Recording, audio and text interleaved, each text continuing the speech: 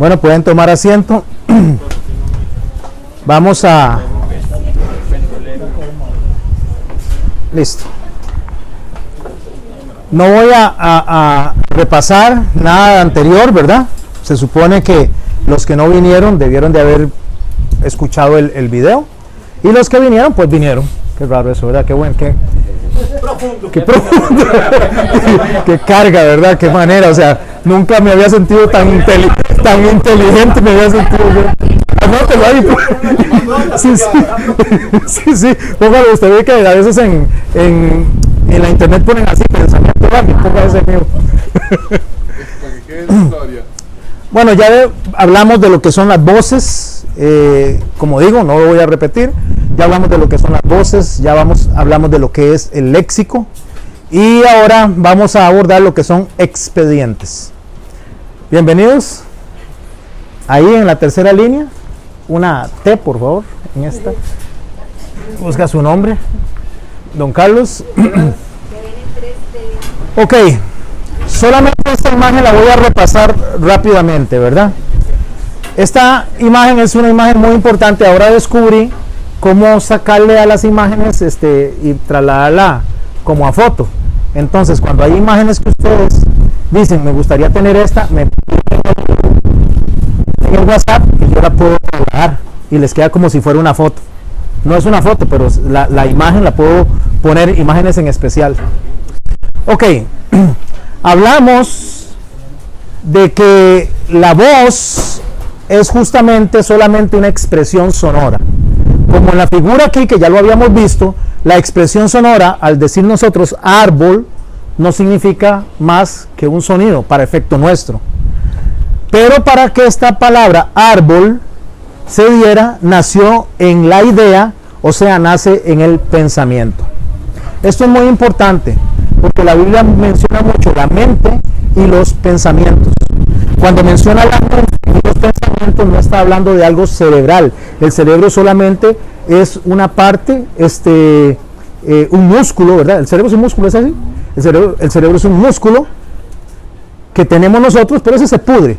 Cuando la Biblia habla de mente y pensamientos, el pensamiento es lo que nosotros generamos a la hora de tener justamente las ideas. Tenemos una diversidad de pensamientos, y la mente es donde está la esencia de cada uno de nosotros. Como la mente, si usted escucha hablar, habla que la mente está triste, igual que el corazón y la mente cumplen una misma función en la Biblia. Entonces la mente es donde radica la esencia de nosotros. ¿Cómo la esencia? Lo que nosotros somos, el ser de nosotros está en la mente. Por eso es que lo que pensamos, eso somos.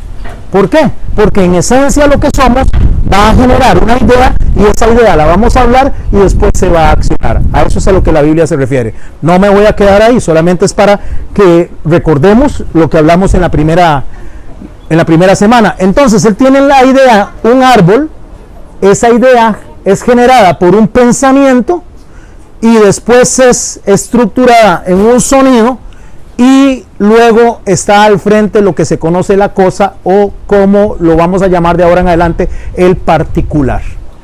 ¿Por qué usamos esos nombres? Porque esos son nombres que se utilizan en lingüística. El particular. ¿Qué es el particular? El árbol. Por eso es que nosotros, cuando nosotros pensamos que no estamos pecando, mas Dios ve que estamos pecando, porque Él funciona de esa manera y nos hizo a nosotros semejantes a Él. Entonces dice que si nosotros pensamos, o mejor dicho, codiciamos a la mujer del prójimo, en ese momento, ¿qué? Estamos pecando. ¿Por qué estamos pecando? Porque para efecto de nosotros ya está, para efecto de Dios ya está hecho. Aunque solo haya sido un pensamiento, para Dios se efectuó esa acción. Por eso es que el Señor dice, oísteis que fue dicho, no matarás, pero si te enojas con tu hermano, para él el enojarse implica una acción, porque cuando él piensa y habla, ya en la mente de él está creado. Nosotros fuimos creados en la mente de Dios desde antes de nacer nosotros. Cuando ya él habla para que seamos hechos, no estoy hablando de Adán, estoy hablando de usted y de mí. Cuando él dice, bueno, vamos a que nazca Rafael, que nazca Carlos, en ese momento ya eso que está en la mente se vuelve y se materializa, y eso se llama un particular. Recuerde, se llama el particular. Ok, abajo dice el árbol de corteza que está en la pradera. El conjunto de voces es un idioma, es una comunicación. Y en el conjunto de voces vamos a encontrar particulares. O sea, aquí vemos árbol, vemos corteza y vemos pradera. Por separado, cada particular nos da una información, pero no nos da toda la información. Si tienen preguntas, recuerden que me pueden interrumpir en cualquier momento. La duda que tengan ustedes aquí, no se la lleven a la casa y me la preguntan por WhatsApp. Ni me la pregunten cuando salimos, porque la duda que tienen probablemente sea la duda de otra persona también. Entonces nos edificamos todos. Entonces, el conjunto de particulares nos da a nosotros una comunicación. Pero para que esa comunicación sea clara, entendible, necesitamos abordar los expedientes. Y eso es lo que vamos a hablar ahora. ¿Qué son expedientes? ¿Qué entendemos por expedientes? Si yo le digo a Michelle, que estudió todas estas cosas de administración, y le digo expediente, ¿qué entiende usted por expediente, Michelle? ¿Qué me dice? Esto es un expediente. ¿Dónde se guarda información? Ajá. De algo en específico. O sea, si queremos conocer algo más a profundidad, ¿qué abordamos?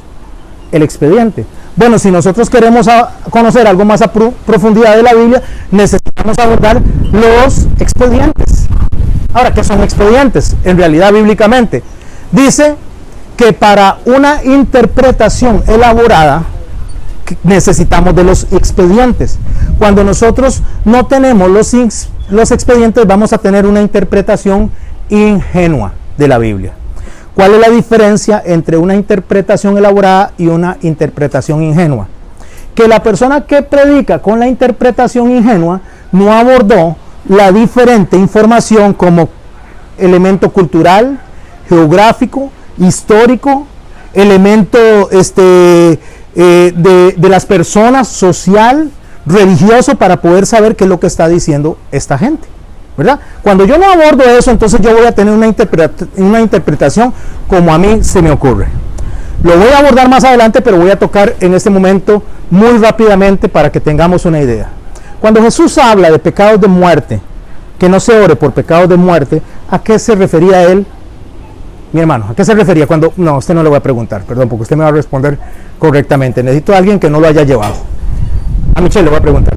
Pecado de muerte para la Biblia. ¿Qué es un pecado de muerte, Michelle? Un pecado de muerte. Un pecado de muerte. Cuando se habla de pecados de muerte, ¿qué es un pecado de muerte? Y es que yo tengo entendido que ya para el pecado ya... Bueno, pecado de muerte y como que sea sentenciado en la tierra para morir, como el de adulterio en el tiempo de antes. Pecado de muerte para ella es una sentencia en la tierra para morir. Ajá. Muerte, pero o sea que el cometer el pecado conlleve a una pena de muerte. ¿Cómo lo entiende usted? Lo importante es cómo lo está entendiendo. Sí, yo lo estoy entendiendo así, como por ejemplo cuando la mujer que adultera, que la apedreaban hasta morir. Eso es pecado de muerte para usted. Claro, yo lo entiendo. Sí, es lo mismo que está diciendo Michelle. ¿Alguien más quiere aportar de eso, pecado de muerte? ¿Qué entienden por eso? El pecado de muerte se conoce en la Biblia como uno de los pecados Pesha. P-E-S-H-A, Pesha, en singular. Peshaín, pecados de muerte, es en plural. Los pecados que no son de muerte se conocen como awon. Los pecados awon son pecados por ignorancia, son pecados por equivocación, son pecados por, déjeme ver, a ver si me ayudan. Ignorancia, equivocación, yerro es equivocación, ¿verdad? Descuido, esos tres, por descuido. ¿Por qué me descuidé y pequé? No es que tenía la intención de hacerlo. El pecado que no es awon, sino que es un peshaín, es un pecado calculado. Es un pecado que usted dice, yo voy a hacer eso, sabe que está haciendo lo malo, sabe que a Dios no le agrada y aún así lo hace. Ese se llama pecado pesha o pecado peshaín. Para los pecados pesha o peshaín no había provisión de limpieza para acercarse a Dios. Escuche y por favor tengamos claro, La ley tenía provisión de limpieza para restaurar las relaciones con Dios, cuando en la misma medida restauraba las relaciones interpersonales entre los individuos. Entonces, si usted le robaba a alguien una gallina y se la devolvía, usted se limpiaba con eso. Si murmuraban o mentían, se limpiaba con eso. Pero el pecado de muerte es el que no restituía, y como le digo, lo vamos a abordar más adelante, no restituía el orden jurídico de la creación. Romanos 8, y toda la creación está esperando la restauración. Ok. ¿Por qué no restituye el orden de la creación, el orden jurídico? Recuerde eso, el orden jurídico. Porque los Awón tenían una compensación jurídica. Porque los pecados Awón lo que hacía era en alguna medida resarcir el daño que se había hecho. Pero en el pecado Pesha o Peshaim no es posible. ¿Por qué no era posible? Porque el daño que se había hecho era hacia otra persona y era irreparable, como el adulterio y como el asesinato. Entonces, la única forma de poder compensar que aquel corazón en alguna medida se sintiera satisfecho o resarcido era que muriera el victimario, era matándolo. Eso es pecado Pesha. Esos pecados no tenían provisión de limpieza o de cubrir por la ley de Moisés. ¿Estamos hasta ahí bien claros? Solo se podía resarcir con la muerte. Eso es lo que se llama pecado de muerte. Entonces, cuando yo le pregunto a usted qué es un pecado de muerte, si usted no tiene esta información que yo le di, más otra que vamos a abordar más adelante, más clara, para ver por qué vino Jesús. Jesús vino por varias razones. Una, para poder volverse a casar, porque tenía que morir el novio para nacer y volver a casarse o mejor dicho, casarse con la adúltera, pero la adúltera también tiene que morir y volver a nacer. Eso es cuando nosotros morimos y nacemos en Cristo, eso lo vamos a explicar después. También vino porque la compensación tenía que darse de rey con rey, jurídica, pero también vino para limpiar esos pecados que no eran satisfechos en la ley de Moisés delante de las personas y delante de Dios. ¿Me estoy explicando? Cuando el Señor dice a los adúlteros, y de hecho creo que en una de estas prédicas lo voy a mencionar más amplio, a los adúlteros y a los fornicarios juzgará a Dios, a eso se refiere. Se refiere a que como el ser humano no tiene la capacidad de perdonar eso, porque dicen aún en el día del juicio, entonces Jesús vino para restaurar ese orden cósmico. ¿Cómo lo restaura? Perdonando al ofensor y dándole un corazón perdonador al ofendido. Y solo lo puede hacer el Espíritu Santo, a través de la muerte de Cristo, y volver a nacer, porque debe de morir y resucitar. ¿Lo estamos entendiendo eso? El asesinato. Si yo mato a una persona, a esas familias, nadie me va a perdonar nunca, a menos que venga Cristo y me limpie y haga un corazón perdonador de esas personas. Era lo único, o sea, es el único que podía llegar hasta ese. Pero si yo no entiendo eso, toda esa información que les doy, y me quedé mucho tiempo en este punto, es porque lo que necesito es que entendamos qué son los expedientes. ¿Qué son los expedientes? Toda esta información que les di. Es como dijo Michelle, es meterse, voy a sacar todo eso y leer de qué se trata. Dime. Entonces, cuando en el Nuevo Testamento habla de los pecados de muerte, se dice que yo no digo que no se pidan, algo así. Entonces nosotros lo tenemos que interpretar pensando digamos, en Israel, en lo que significaba Israel a los que les. Exactamente. Para ellos, bajo ese contexto, es que yo lo tengo que interpretar. Una vez, ¿verdad? Anteriormente yo había preguntado con unas amigas que estuvimos debatiendo y ellas me decían, Ari, es que hay pecados que definitivamente esos no se perdonan, que esos son los, digamos, blasfemar contra el Espíritu, que no tienen perdón, pero entonces no hay que verlo como actualmente nosotros, sino como. Hay que pensar, Ari, como judío, porque recuerde que no existía el Nuevo Testamento, él está hablando a judíos en ese momento. Cuando él está hablando a judíos, ellos están entendiendo lo que él está diciendo. Cuando él le dice, o sea, que no pidan por pecados de muerte, está hablando que ustedes no tienen la capacidad, ni tienen la autoridad para eso. El único que lo tiene es el Espíritu Santo. Porque el único que tiene eso es el Espíritu Santo, es el que viene al corazón y me hace a mí recapacitar y me redarguye de mi pecado.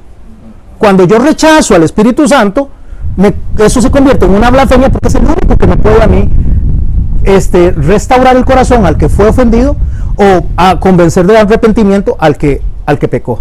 A eso se debe, bienvenida, a eso es a lo que se debe lo que Jesús estaba diciendo. Porque cuando nosotros escuchamos hablar de blasfemia para el Espíritu Santo y nosotros decimos que eso no puede ser perdonado sin entender el pensamiento judío, no estamos entendiendo el expediente que acabo de abordar o los expedientes que acabo de abordar. Y sería una herejía decir eso o entenderlo literalmente. ¿Por qué sería una herejía? Porque sería limitar a Jesús y entonces la sangre de Jesús no limpia todos los pecados. Limpia todos menos uno. Y eso no es cierto. ¿Quién cree aquí que la sangre de Cristo limpia todos los pecados en toda la dimensión absoluta? Ok, a eso se refiere. Cuando él dice, no es que su sangre no puede limpiar esos pecados de muerte, sino que está diciendo que ellos no podían llevar a las personas al arrepentimiento o al perdón. Solamente lo puede hacer el Espíritu Santo. ¿Lo entendemos eso bien, Ari? Qué importante es eso. ¿Para qué necesitamos esto? Para los expedientes. Claro, ellos hacían sacrificios, se limpiaban del pecado o cubrían el pecado, tal vez por unas horas, porque al ratito estaban pecando. En cambio, Jesús vino y hizo un solo sacrificio que limpia los pecados una vez y para siempre. Bueno, si quieren aprender un poco más, le invito a una prédica que voy a dar dentro de 2 semanas, donde voy a hablar un poco acerca de estos pecados de adulterio y de asesinato. Entonces, la interpretación elaborada es lo que yo acabo de hacer. Eso es una interpretación elaborada. Yo no puedo agarrar un texto y presentarlo delante de un público con una presentación, una exposición elaborada si no lo estructuro correctamente. ¿Por qué? Porque voy a durar tal vez 30 minutos explicando tal vez una sola palabra. ¿Me explico con eso? Entonces, si yo voy a hacer una interpretación ingenua, probablemente voy a venir y voy a dar una interpretación desarrollada. ¿Qué tengo que hacer entonces con eso? Tengo que dividir en secciones mi exposición, de forma de que si voy a hacerlo con una interpretación elaborada para que al público le quede bien, debo de reducir el texto y ampliar los expedientes. ¿Estamos bien con eso? Menos texto, más expedientes. Pastor, pero tenemos que ir a la Biblia. Yo puedo tener más Biblia, menos expedientes y menos comprensión. ¿Cuántos enseñan aquí? ¿Cuántos son maestros de Biblia? Levanten la mano. ¿Quiénes son maestros de Biblia aquí? ¿Ok? Ustedes maestros de Biblia, que les quede grabado esto. Menos texto, más expediente, es mejor comprensión. Más texto, menos expediente, es menor comprensión, aunque abarque mucho texto. ¿Y cuál es la idea que Dios nos pone a nosotros? Que expliquemos bien el texto. El pastor y yo tenemos una metodología. Él predica 2 semanas y yo predico 2 semanas. Entonces tenemos una oportunidad de cerrar en caso de. Hay lugares donde usted va y predica solo una vez, y lo invitaron solo una vez y tiene que dar todo eso, a veces ni en 1 hora, en 45 minutos, 40 minutos. O el pastor que enseña en la cárcel, a veces en 20 minutos. Hay que cerrar esa enseñanza. Entonces, lo que puede hacer para que la enseñanza sea efectiva es agarrar un solo versículo y llenarlo de expedientes.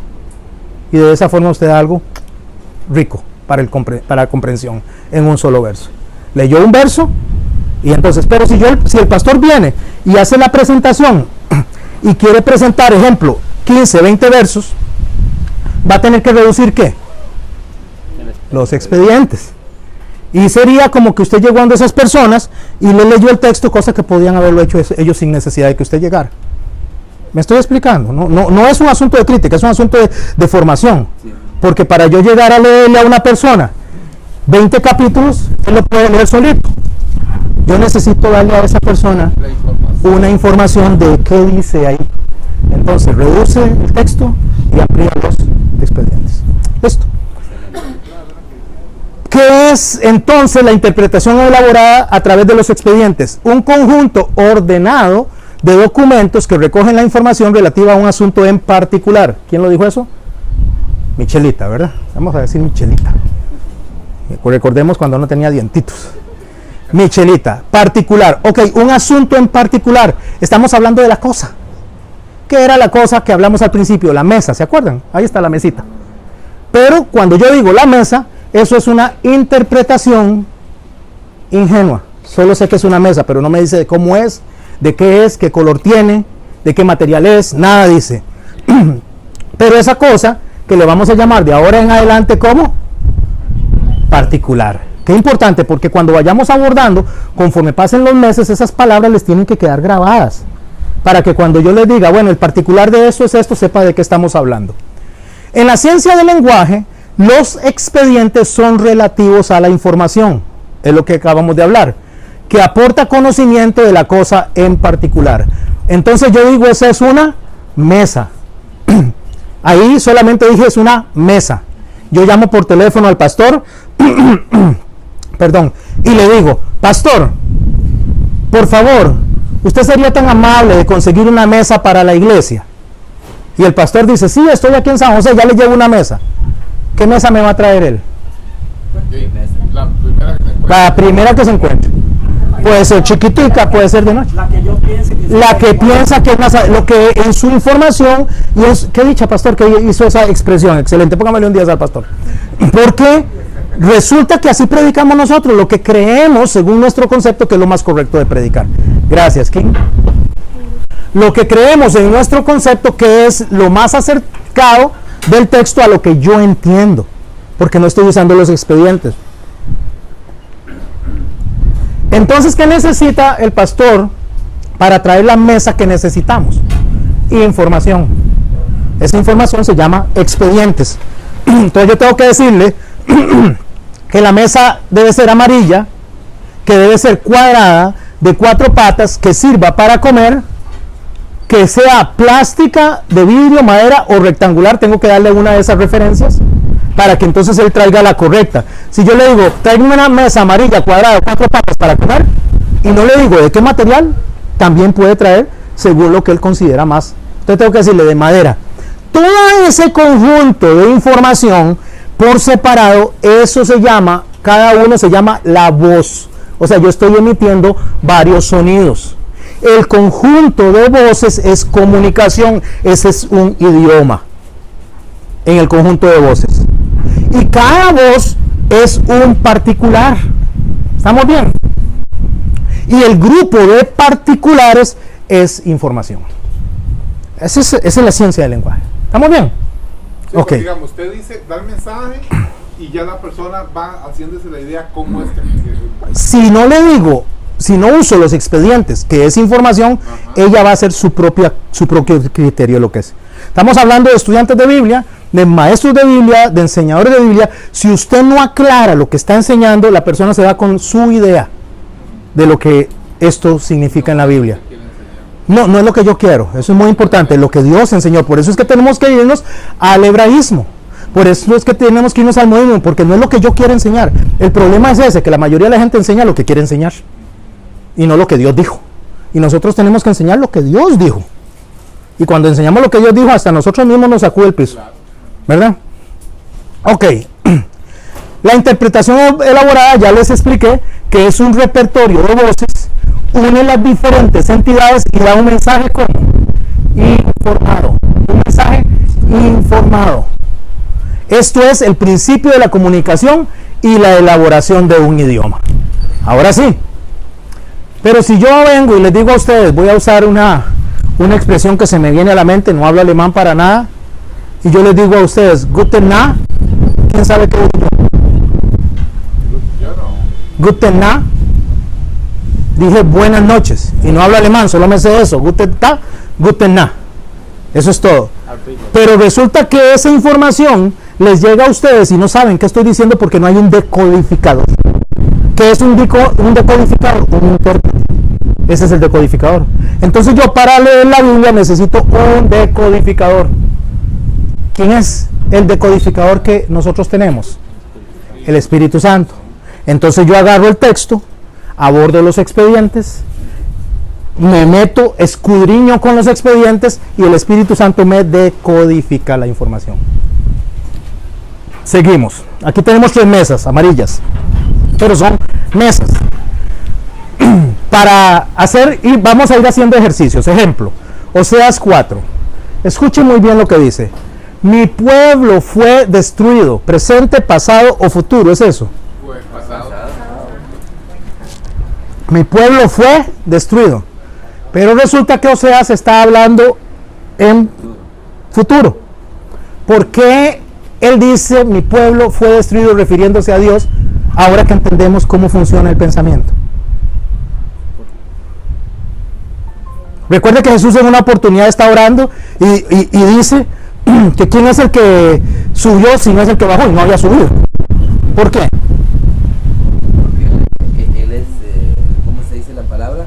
Esa temporada. Esa temporal, ajá, pero otra cosa, esa temporal está bien, pero ¿qué hay en la mente de él? ¿Cómo piensa Dios? Por eso él dice, sus pensamientos no son mis pensamientos, sus caminos no son mis caminos. Lo voy a explicar de esta forma un poquito más profundo. ¿Quiénes de aquí se sienten pecadores y se saben pecadores? Levante su mano. ¿Y cómo cree que los ve Dios? ¿Pecadores o limpios? Limpio porque no nos ve a nosotros. Porque no nos ve a nosotros, nos ve como obra terminada. Entonces, cuando él está diciendo, mi pueblo fue destruido, ¿qué está en ese momento en el concepto teológico? Para Dios está hecho. Desechado ya. No. Va a ser destruido.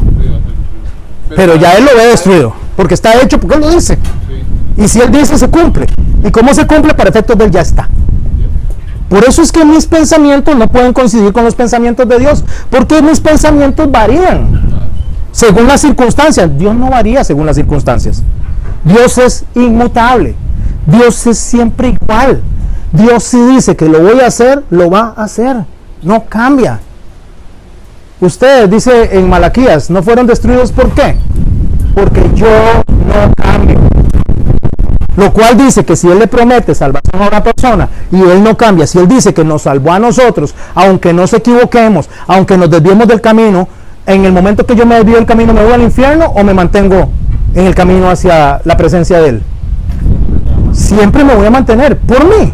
No, por la garantía de que Él lo visualizó y allá estoy al final. Eso se llama bienaventuranza. La bienaventuranza es la posición que tengo al final. Eso no es un estado, es un estatus. Entonces es como Dios me ve allá, no como yo me veo aquí. Y eso da seguridad de salvación, porque no depende de mí, depende de Dios en la sangre de Cristo. Ok, entonces mi pueblo fue destruido porque le faltó, pasado, conocimiento. ¿A qué se refiere que le faltó conocimiento? ¿Será que ellos no sabían de Dios? ¿Será que ellos no conocían la Torá? ¿Será que ellos no leían? ¿Será que ellos no practicaban ciertos ejercicios espirituales? No se trata de eso. Podría ser que ellos practicaran, podría ser que ellos supieran, pero no, el conocimiento no implica que el intelecto esté lleno de información. El conocimiento implica que la información yo la reconozca y yo la pueda entender. Como le dijo Jesús a los apóstoles, que hicieran lo que ellos decían, pero no lo que ellos hacían. Porque ellos tenían solamente información, pero no tenían el decodificador. O sea, no tenían la interpretación. ¿Qué fue lo que faltó? Desechar. Por cuanto desechaste el conocimiento, yo te desecharé de mi sacerdocio. Y porque, escuche esto es importantísimo, porque olvidaste la ley de tu Dios, yo también me olvidaré de tus hijos. Olvidaste, mi hermano, cuando nosotros lo leemos y no tenemos la información, no tenemos los expedientes, y ahora saben de qué estoy hablando cuando me refiero a expedientes.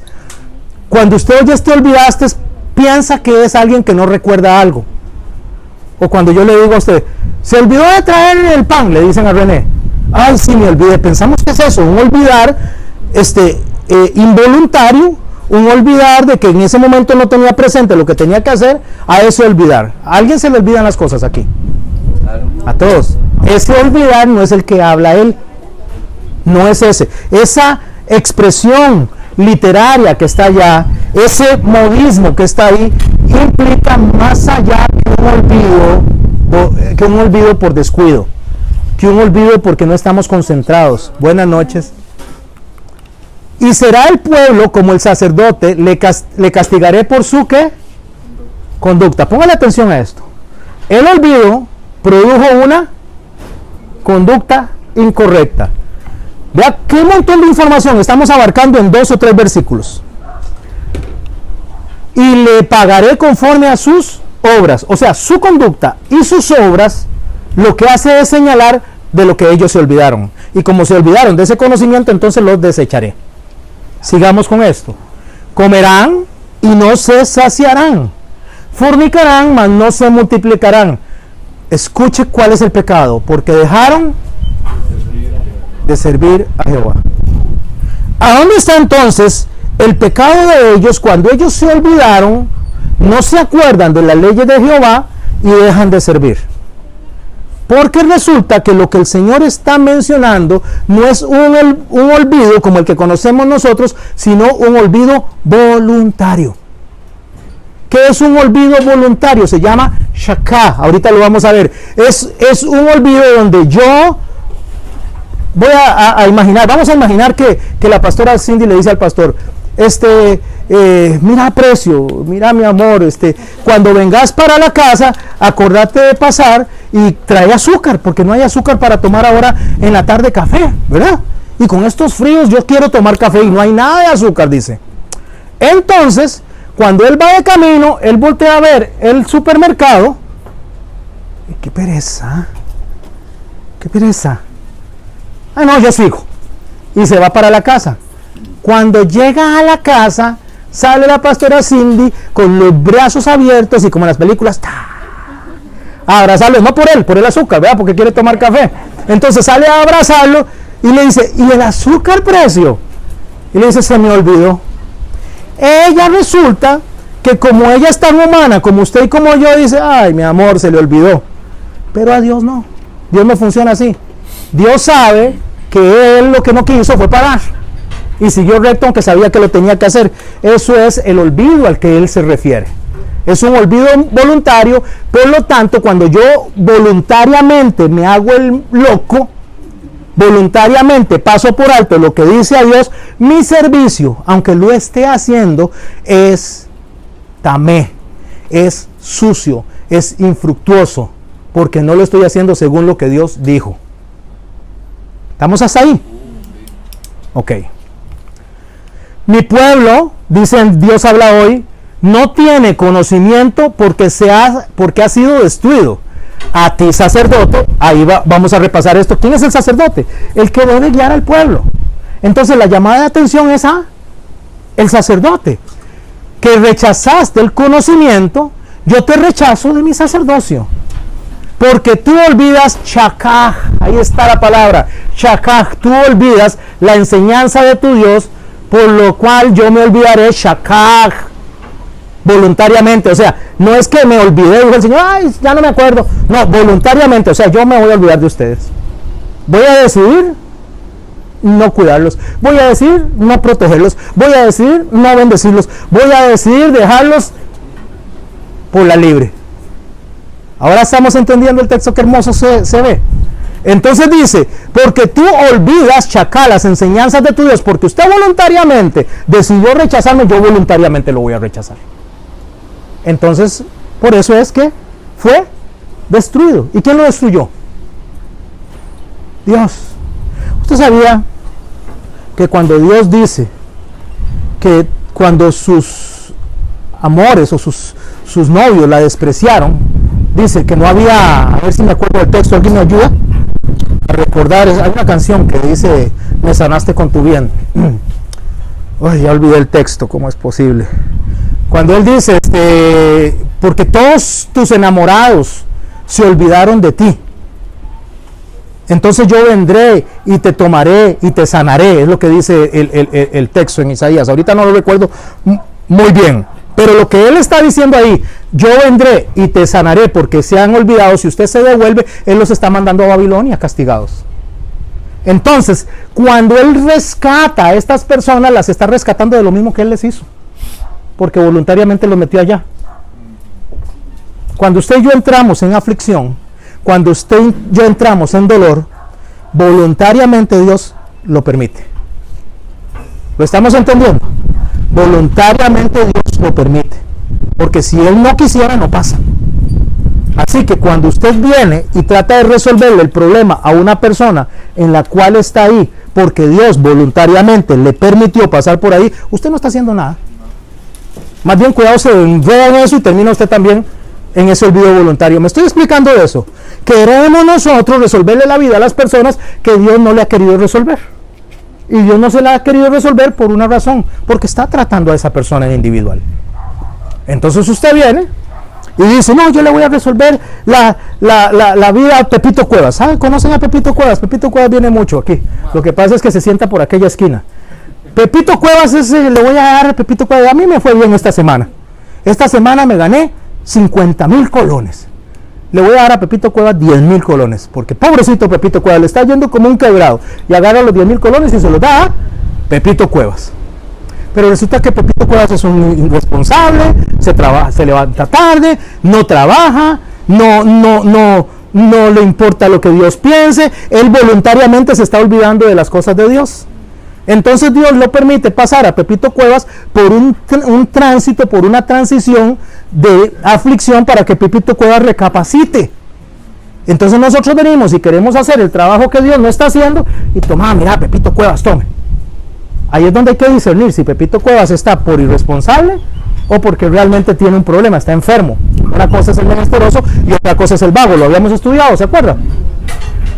Cuando yo hago eso y cojo recursos que no son míos para dárselos a un vago, cojo recursos que no son míos para dárselos a un drogadicto, cojo recursos que no son míos para dárselos a un ladrón, y uso todas esas palabras porque son actos que están fuera del orden de Dios. Y yo todas las semanas estoy ejerciendo y dándole dinero a esa persona. ¿Sabe qué va a hacer Dios para continuar con la función que tiene con Pepito Cuevas? Le va a cerrar a usted el chorro para que deje de meterse. ¿Lo estamos entendiendo? Lo va a cerrar y le va a decir, entonces usted tampoco, porque usted no me deja trabajar a mí. Entonces tenemos personas que tienen a gente en la casa viviendo, vagos, personas sinvergüenzas, y que los apoyan, y después dice, pero ¿por qué la familia no se levanta? ¿Sabe por qué no se levanta? Porque no dejan a Dios tratar a esa persona. Pero ¿cómo vamos a hacer? Nosotros, el Señor nos manda a ayudar a los pobres, a las personas menesterosas, a las personas que por alguna razón, una enfermedad, por lo que sea. ¿Qué debería hacer una persona si llega alguien a su casa y le dice, mire, me regala 50 colones, y usted sabe que es una persona que no está haciendo lo correcto? ¿Sabe que es una buena ayuda? Ahí está el patio, si quiere lo limpio, yo le pago por esa limpieza. ¿Quiere lavar el carro? Puede lavar el carro. No está haciendo nada malo, ¿sabía?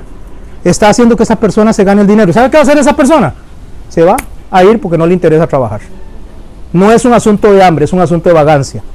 Bueno, seguimos con esto. Entonces, voluntariamente Dios se va a olvidar de las personas que no hacen lo que Él dice, porque voluntariamente se olvidaron de Él.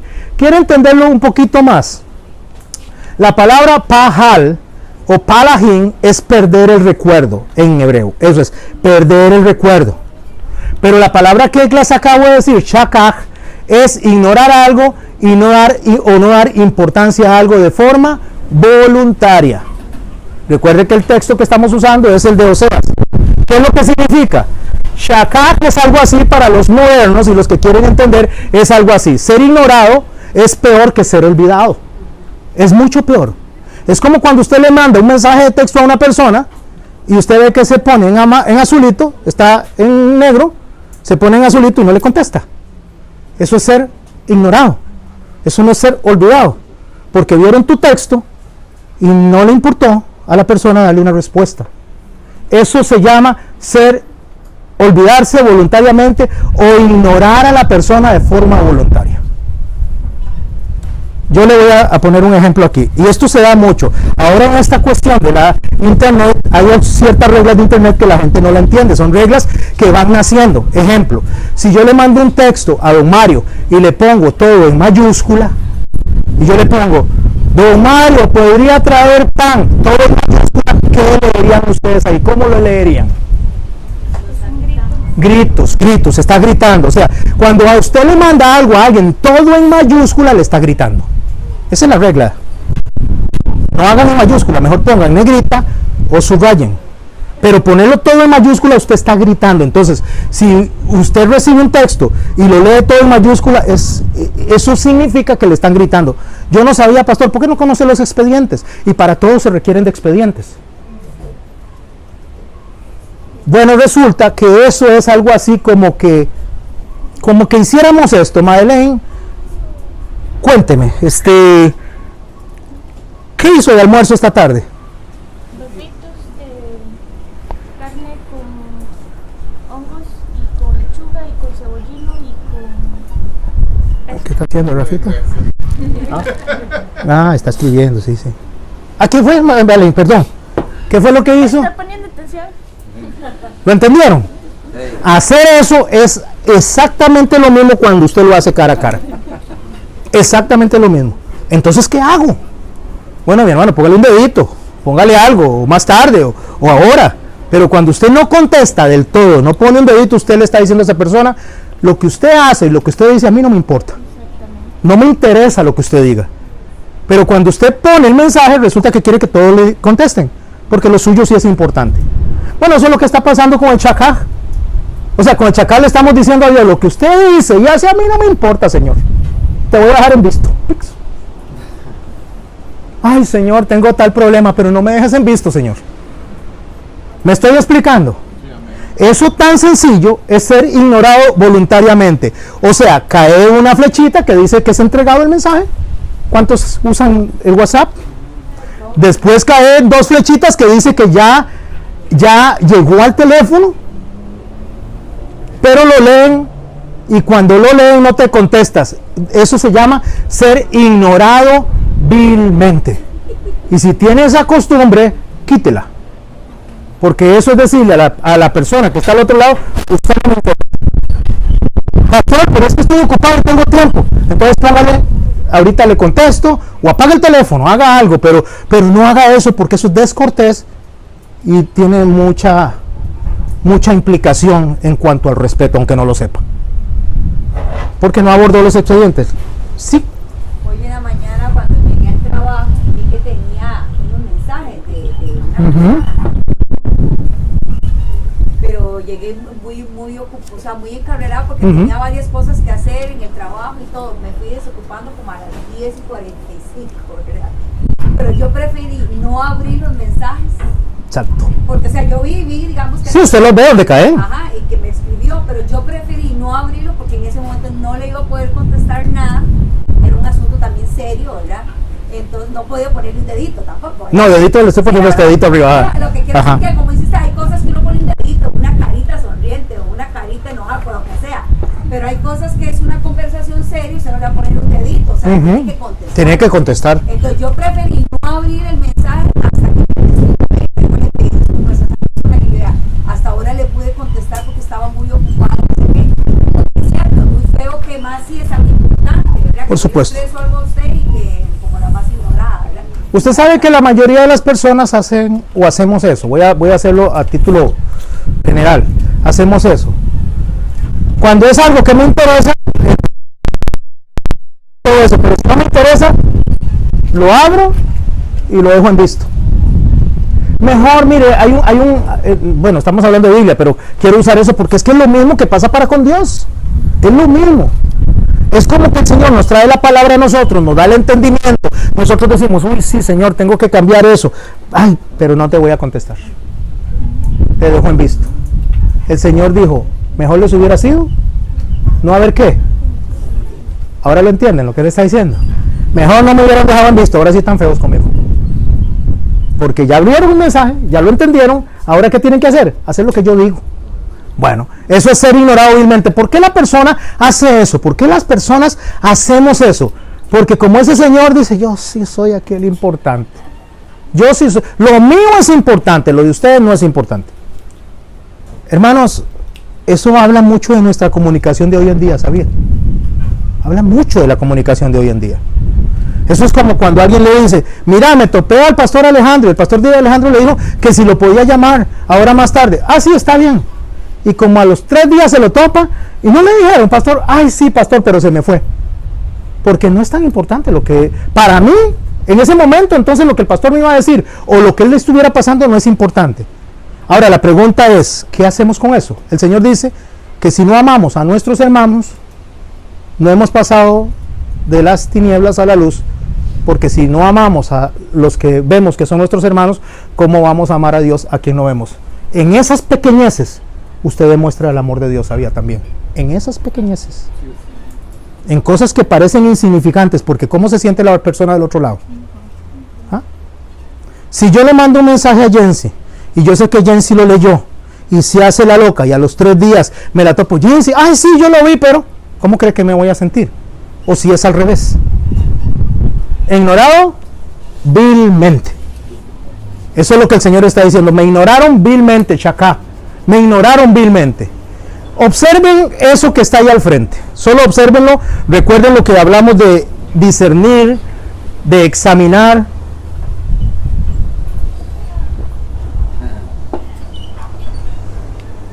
¿Alguien me quiere decir qué observa ahí?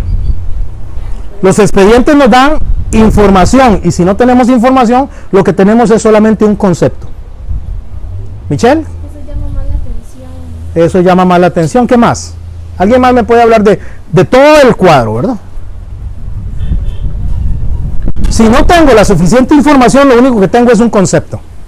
Si tengo la suficiente información, tengo un mensaje. Dos imágenes, una pintura y Ajá. ¿Qué más? un video como de un nudo. Como un nudo sin fin. ¿Qué más? ¿Alguien puede rescatar algo más de ahí? Una pintura parece que es como la crucifixión. Una pintura de la crucifixión. ¿Qué acaba de él? Observar, y esto es justamente un abstracto de la crucifixión de Cristo. Un abstracto. ¿Qué es un abstracto?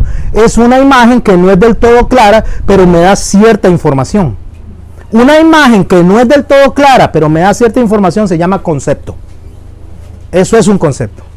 Para algunas personas, Dios es un concepto. Pregunta, ¿quiénes se fijaron más en este lado? Levante su mano. ¿Quiénes se fueron hacia aquel lado? Bueno, resulta que Satanás, cuando nos presenta a nosotros distractores, y nosotros tenemos a Dios como un concepto, tenemos a Dios como un abstracto, lo que nosotros nos vamos es por los distractores.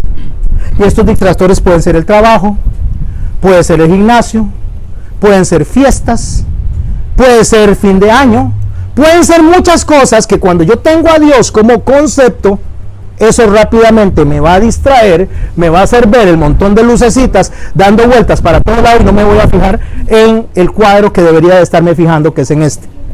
¿Estoy claro con lo que estoy diciendo? Ahora tenemos otra palabra, concepto.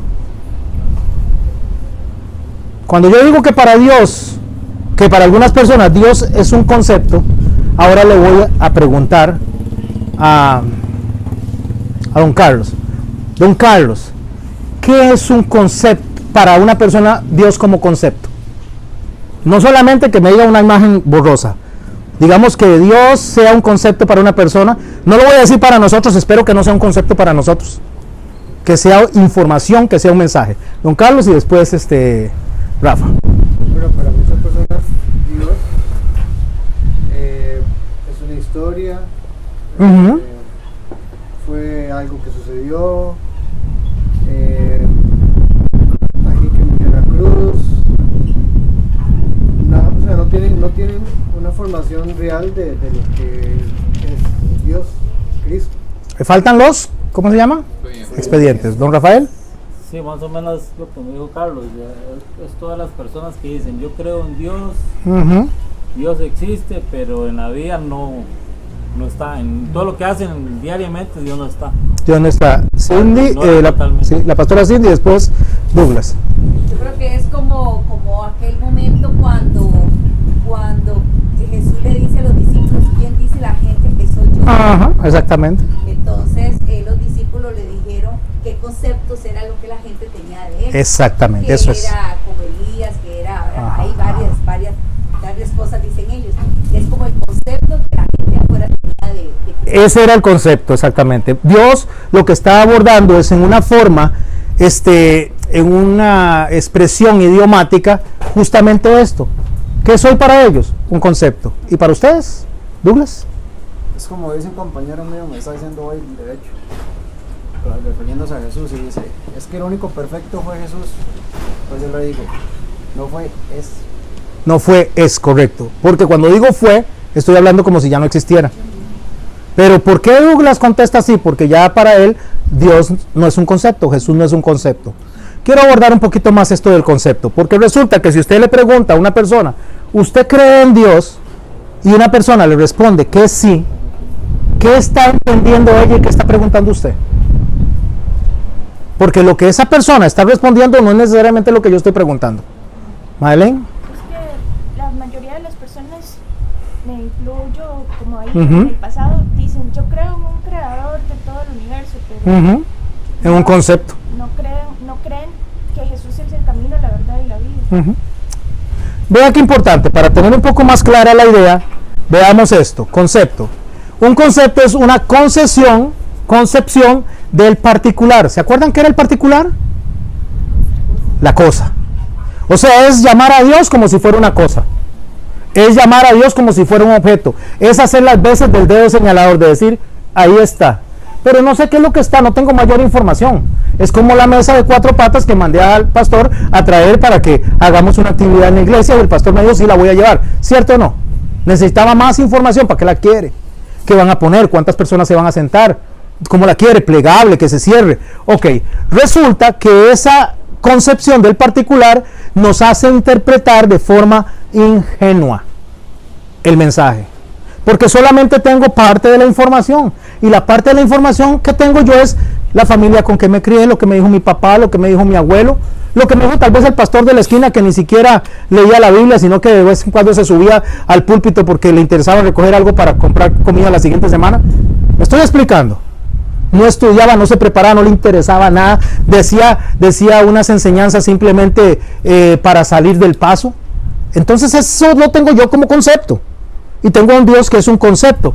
Entonces necesito, para no hablar de Dios de forma ingenua y hablarlo de forma elaborada, necesito los particulares.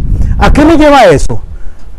Tal vez, digamos, el ideal del particular no es lo mismo para estas personas que le digo. Ejemplo, Dios.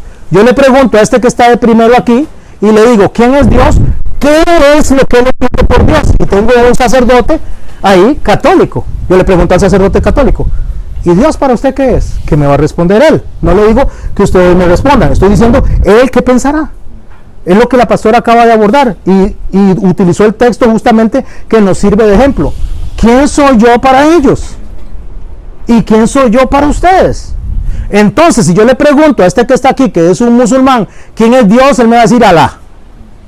Porque el concepto que él tiene de Dios es ese. Y si yo le pregunto a este que sigue aquí, él me va a decir Elohim. Pero ¿qué él entiende por eso? Y si le pregunto al último, que es un Hare Krishna, me va a decir que es Buda. Entonces, cuando yo le digo a una persona que usted cree en Dios, no necesariamente que me diga que sí cree, está creyendo en lo que yo estoy creyendo. Es muy diferente.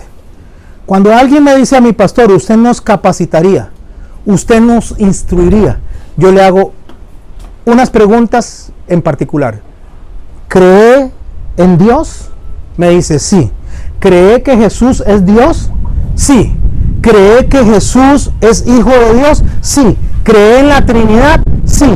¿Cree que son uno? Sí. Y si no cree en eso, no le puedo enseñar. Porque ya empezamos mal. Yo no puedo ir a enseñarle a una persona que no cree en eso. Si la persona cree que la mujer se debe vestir con pantalón o sin pantalón, eso es secundario. Si la persona dice que la mujer no se debe maquillar, eso es secundario.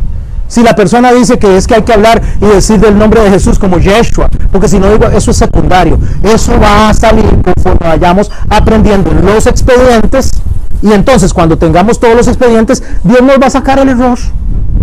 Pero si yo no creo que Jesús es Dios, que Jesús es Salvador, que Él es Trino, que es Hijo de Dios, entonces ¿qué le voy a enseñar? ¿Me estoy explicando con eso? Entonces estas personas van a tener un conocimiento de Dios que es un concepto y es una imagen abstracta. Bueno, para que entendamos un poquito más, aquí hay una figura, esto es una pintura. ¿Alguien me puede hablar algo de esa pintura? ¿Madeleine? ¿Quién es? Kandinsky. Kandinsky. Arte abstracto. Es como geometría, como Figuras geométricas. matemáticas. Es Kandinsky, un pintor ruso muy famoso. No es que sepa yo mucho de pintura, busqué esa pintura y la investigué para poder traerles la información. No crean que aquí salió un librito de arte, no. Es un mensaje que él está mandando, pero este mensaje en este momento no nos dice nada a nosotros, nada. ¿O hay alguien que le dice algo ese mensaje? Claro, pastor. ¿Qué le dice? A ver, pastor, ahí. Claritico está. Es tan profundo que no lo quiero explicar. Solo los que conocemos el arte. Ella es qué inteligente. Sí. Bueno, déjenme decirle, mis hermanos, veámoslo aquí. Kandinsky, cuando Adolf Hitler vio la pintura, él dijo, parece una obra chapucera de un niño sin talento de 8 a 9 años, dijo Adolf Hitler. Esto es una chapucera, esto no. Pero Kandinsky resulta que era el tiempo más serio de la guerra mundial. Y Kandinsky lo que estaba mandando era un mensaje acerca de la guerra mundial, justamente. Lo que él estaba haciendo era que él tenía la necesidad de exteriorizar y todo lo que estaba pasando en ese tiempo convulso, todo lo que estaba pasando por Europa. ¿Cómo lo mando sin que me maten? Entonces hace una obra abstracta. Y resulta que en esas improvisaciones decide contarle al mundo, véanlo en rojo, no lo que veían sus ojos, sino lo que sentían al verlo. Lo que usted está viendo ahí es lo que él siente. Lo que él siente. Si usted se pone a ver ahí, entonces usted ya va a encontrar ahí guerra, va a encontrar muertes, ahí va a encontrar aviones, va a encontrar explosiones. Si le pone atención ahí lo que hay es un escenario bélico. No, yo no veo nada. Yo tampoco. Yo no veo nada. Usted ve algo de música. Usted ve un caos. ¿Qué necesitamos nosotros para poder entender esto? Estudiar los expedientes de Kandinsky. Necesitamos estudiar al autor. Necesitamos estudiar al que hizo esa pintura, qué pensaba, cómo desarrollaba su pintura, qué colores usaba, qué mensaje echaba. Nosotros, para poder hablar de Dios, necesitamos estudiar al autor. ¿Lo están entendiendo?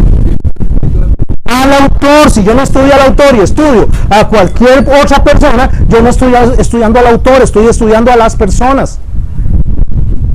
Yo debo de entender en mi mente que el que escribió esto es al que debo de dirigirme, y el que escribió esto es Dios, que se hizo hombre y que se hizo un judío y que caminó como judío, y debo de entender cómo piensan los judíos. ¿Para hacerme judío? No, para conocerlo. Esta es la vida eterna, dijo Jesús, que te conozcan a ti, el Padre, y a Jesucristo, su Hijo. Esta es la vida eterna, escuche.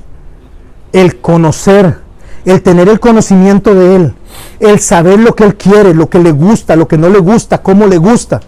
Cuando yo no tengo ese conocimiento, cuando yo no abordo con los expedientes, cuando yo estoy totalmente perdido en lo que estoy diciendo, mi hermano, me estoy olvidando voluntariamente. ¿Cómo me estoy olvidando voluntariamente si no tengo el conocimiento? ¿Por qué usted y yo nos olvidamos hoy en día voluntariamente de Dios? ¿Dónde está el conocimiento de Él? Sí, pero hay un lugar en especial donde Él, en la palabra. Si yo no abordo la Biblia, si yo no leo la Biblia, si no me expongo, como predicaba el pastor, a la palabra de Dios, ¿cómo lo voy a conocer? Y si aparte de que no leo la Biblia, no oro en intimidad con Él para que Él venga y me dé el descodificador, que es el Espíritu Santo, ¿cómo voy a conocerlo? ¿Usted cree que usted y yo podemos ir y conocer al Señor en una hora de prédica una vez a la semana? No, podemos tener una interpretación ingenua, por encimita. Por muy bueno que sea el predicador, voy a tener solo un poquito. Pero si usted quiere tener más, usted necesita de estos espacios. Usted necesita de estos discipulados. No solo de este. Cuando digo de estos, de todos los discipulados que la iglesia le ponga a su posibilidad. Y cuando digo posibilidad, porque yo sé que tal vez no todos pueden asistir a todos. Pero si usted puede asistir, no deje a Dios en visto. Porque Dios le está dando el mensaje y le está diciendo, aquí tienes chance de conocerme. Aprovechelo. ¿Lo estamos entendiendo, mis hermanos? ¿Por qué pregunto tanto esto? Porque yo también tengo que entenderlo.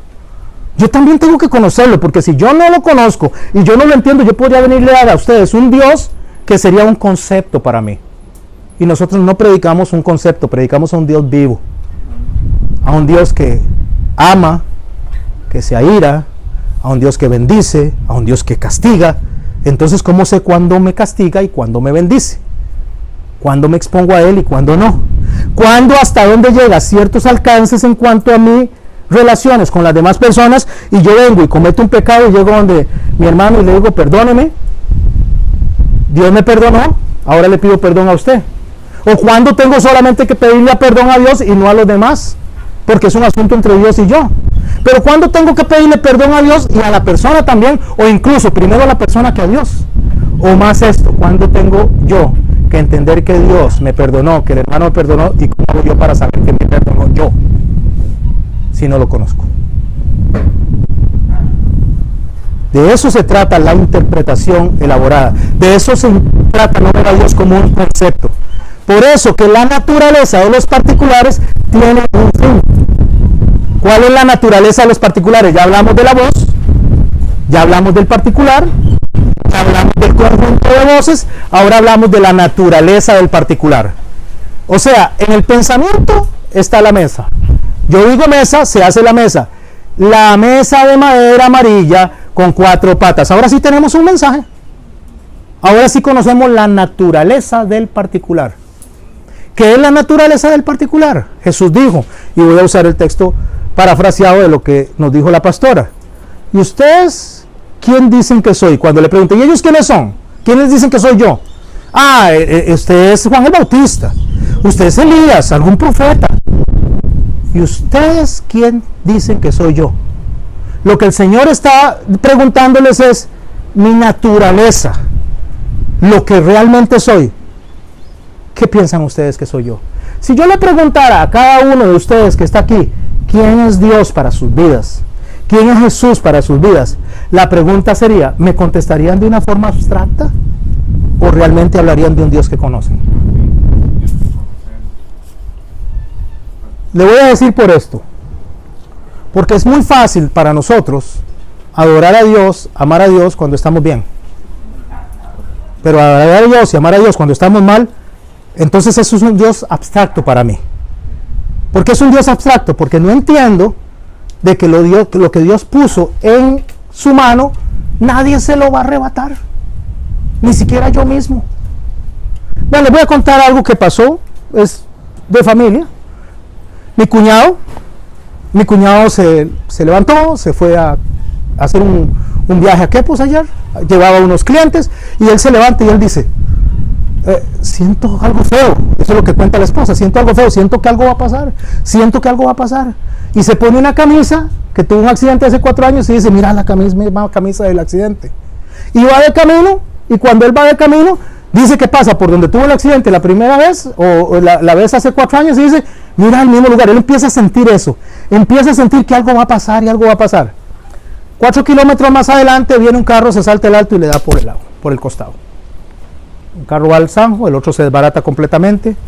Un accidente muy aparatoso. Ahora la pregunta, y es lo que vengo para que entendamos nuestro Dios, ¿es un concepto abstracto para mí o es Dios para mí? Pregunta, ¿Dios le estaba advirtiendo a él lo que iba a pasar en el espíritu? Sí. Dios lo sacó de eso de que iba a pasar. Él oró, él dijo, Señor, guárdame el camino. Dios lo quitó de eso. No. No significa que porque Dios me advierte que algo va a pasar, algo no significa que no va a pasar. El Dios que vive por ahora y por siempre, y siempre ha vivido, ese Dios le advierte a su pueblo lo que le va a hacer para que el pueblo sepa que cuando pasa, Él está con ellos. Ya se lo hubiera dicho. Como el caso de Pedro, por ejemplo. Correcto, como el caso de Pedro. O sea, Dios muchas veces, usted se levanta y usted dice, uy Señor, esto es ¿para qué? ¿Por qué Dios hace eso? Para sacarnos de la aflicción, para evitarnos el dolor. No, probablemente vamos a pasar por esa aflicción y por ese dolor porque en alguna medida es como Él nos está formando, pero nosotros no entendemos sus pensamientos. Pensamos que nos está castigando y no necesariamente nos está castigando.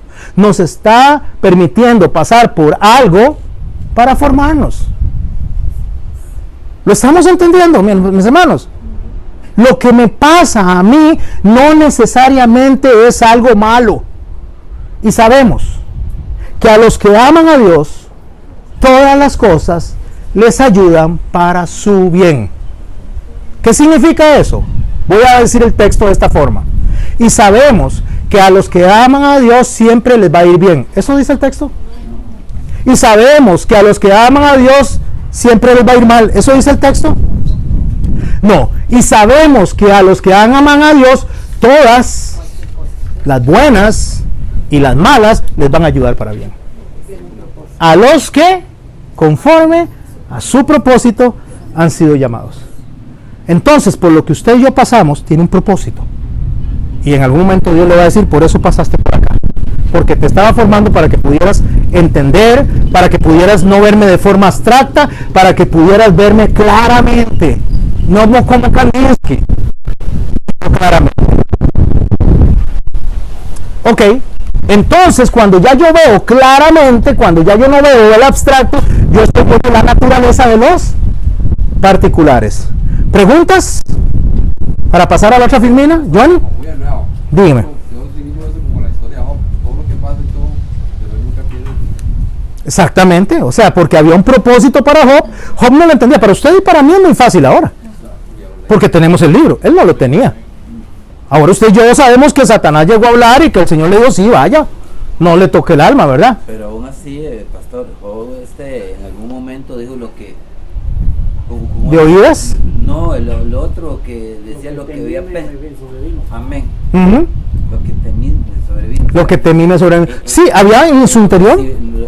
Fue advertido. Uh-huh. Fue advertido. Gracias, don Mario, por eso. Es una acotación muy importante y al pastor por recordárnoslo. ¿Sabe por qué? Porque Dios no hace nada que no advierta. Nunca. Si usted cree que Dios lo agarra y se escondió ahí para hacerle ¡buh!, está equivocado. No. Dios nos advierte a nosotros de todo. De todo. A través de las personas, a través de un sueño, a través de las circunstancias, a través de la Biblia, a través del Espíritu Santo, como le pasó a mi cuñado que sentía eso. ¿Sabe cuántos huesos tiene quebrados mi cuñado? Ni uno. ¿Cuántas heridas tiene? Ni una. El carro está desbaratado. Pérdida total. Y a él no le pasó nada de gravedad. Porque Dios lo que le dijo es, te voy a cuidar. ¿Sabe qué es lo que hay que ver cuando pasa algo así? Usted no tiene que ver el carro desbaratado y decir, uy, lo que le pasó al carro, qué barbaridad. Usted no tiene que ver y decir, uy, cuánto trabajo no voy a tener. ¿Sabe qué tiene que ver? Gracias por salvarme la vida, Señor. Gracias porque no quedé incapacitado de por vida. Gracias porque ahora entiendo que me dijiste que esto iba a pasar y me ibas a tener en la palma de tu mano. ¿Entendemos cómo debemos de ver las cosas?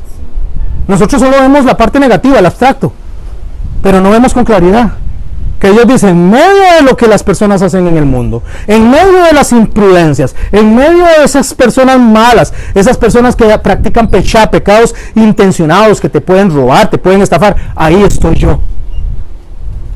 Eso es lo que el Señor está diciendo. Y cuando yo entiendo eso, yo no necesito, mi hermano, yo no necesito saberme de memoria toda la Biblia, solo necesito conocer a ese Dios de la Biblia. Eso es todo lo que yo necesito. Y cuando yo conozco a ese Dios de la Biblia, yo voy a querer conocer de Él y voy a empezar a escudriñarlo. Así funciona, pero necesito aprender, necesito meterme ahí, necesito que mi conexión con Él sea todos los días, a cada hora y a cada instante. El Señor dice que sea en la mañana, en la tarde, en el día, o sea, que sea en todo tiempo. Y solo así voy a conocerlo. Pero cuando yo lo conozco solo en los tiempos buenos y lo rechazo en los tiempos malos, va a seguir siendo un Dios abstracto. Y voy a seguir viendo la pintura de forma abstracta hasta que no aprenda a verlo. Y voy a tener que repetir el examen una y otra vez. Job dijo, usando a mi hermano, en todo esto sea Dios bendito. ¿Qué es todo esto? Es todo. En todo, sea Dios bendito. Y eso es lo que nosotros deberíamos de hacer. Pastor, pero qué difícil que es para una persona que le digan que le dio cáncer y decir que sea Dios bendito. Es difícil para el que no lo conoce, para el que lo ve de forma abstracta. Pero para el que lo conoce, dice, sea bendito, Señor. Estoy más cerca de ti. Porque para mí, el vivir es Cristo y el morir es ganancia. Y la muerte para un creyente debería ser algo que espera abrazar. No que la busque para suicidarse, pero que dice, en el momento que esto llegue, Señor, estoy delante de ti. Porque el morir es ganancia. Y debe anhelar estar con el Señor. La persona que le huye a la muerte, la persona que se enoja cuando se habla de la muerte, la persona que dice no me hable de eso, y es un creyente, mi hermano, debería preguntarse dónde están puestos sus ojos. Porque no están puestos allá, están puestos aquí. No es que usted diga yo me quiero morir, no es que diga eso, pero que diga que cuando me llegue estoy listo, Señor, en cualquier momento. Ahora en la tarde, ahora más tarde, en la mañana, pero el día que tú lo decidas, Señor, aquí estoy listo para abrazarte, para besarte, para oler ese perfume de nardos que te derramaron, ese aroma que puede estar dentro de tus pies. Yo quiero sentirlo cara a cara, Señor. Pero eso solo puede pasar en un corazón de un creyente que lo conoce, no que lo ve abstracto, que lo que hace es caer de rodillas y decir, Señor, ¿por qué a mí? ¿Por qué me pasa esto a mí? No, ¿para qué me pasa esto a mí, Señor? ¿Para qué me está pasando? ¿Qué es lo que necesito aprender? Si es que le está pasando por pecado, se resuelve muy fácil. Arrepentimiento, apártese y no lo vuelva a hacer. Eso es lo que dice el Señor. Y si lo que está pasando por formación, cuando aprende lo que tiene que aprender, también va a terminar. Porque el Señor dice que Él no deja ir más allá de lo que podamos resistir.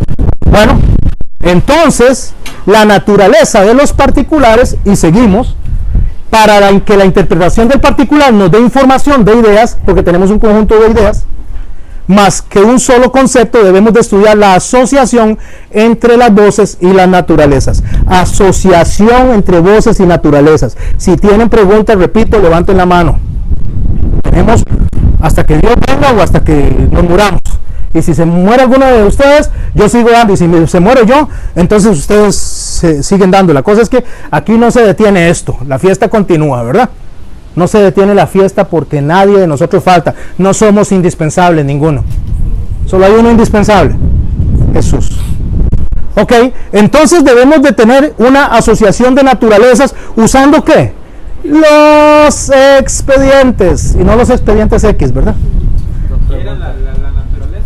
La naturaleza de los particulares es cuando ya usted tiene claro qué es lo que está, qué es el mensaje. Esa es la naturaleza. La naturaleza es cuando ya usted lo logra identificar. ¿Sabe cómo lo decía Pablo? Pablo dice que ahorita vemos cómo.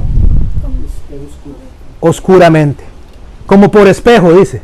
Pero veremos un día como hemos sido. ¿Viste? Lo que está hablando es eso. Un día vamos a tener todo claro. Ahora, ese día que tenemos que tener todo claro, ¿ustedes piensan que es hasta que nos muramos? No, es un proceso en el cual yo voy conociendo al Señor y cada día lo voy teniendo más claro. Pastora, dígame una cosa. ¿Dios para usted en el conocimiento es el mismo que conoció ahora o el que conoció hace 10 años?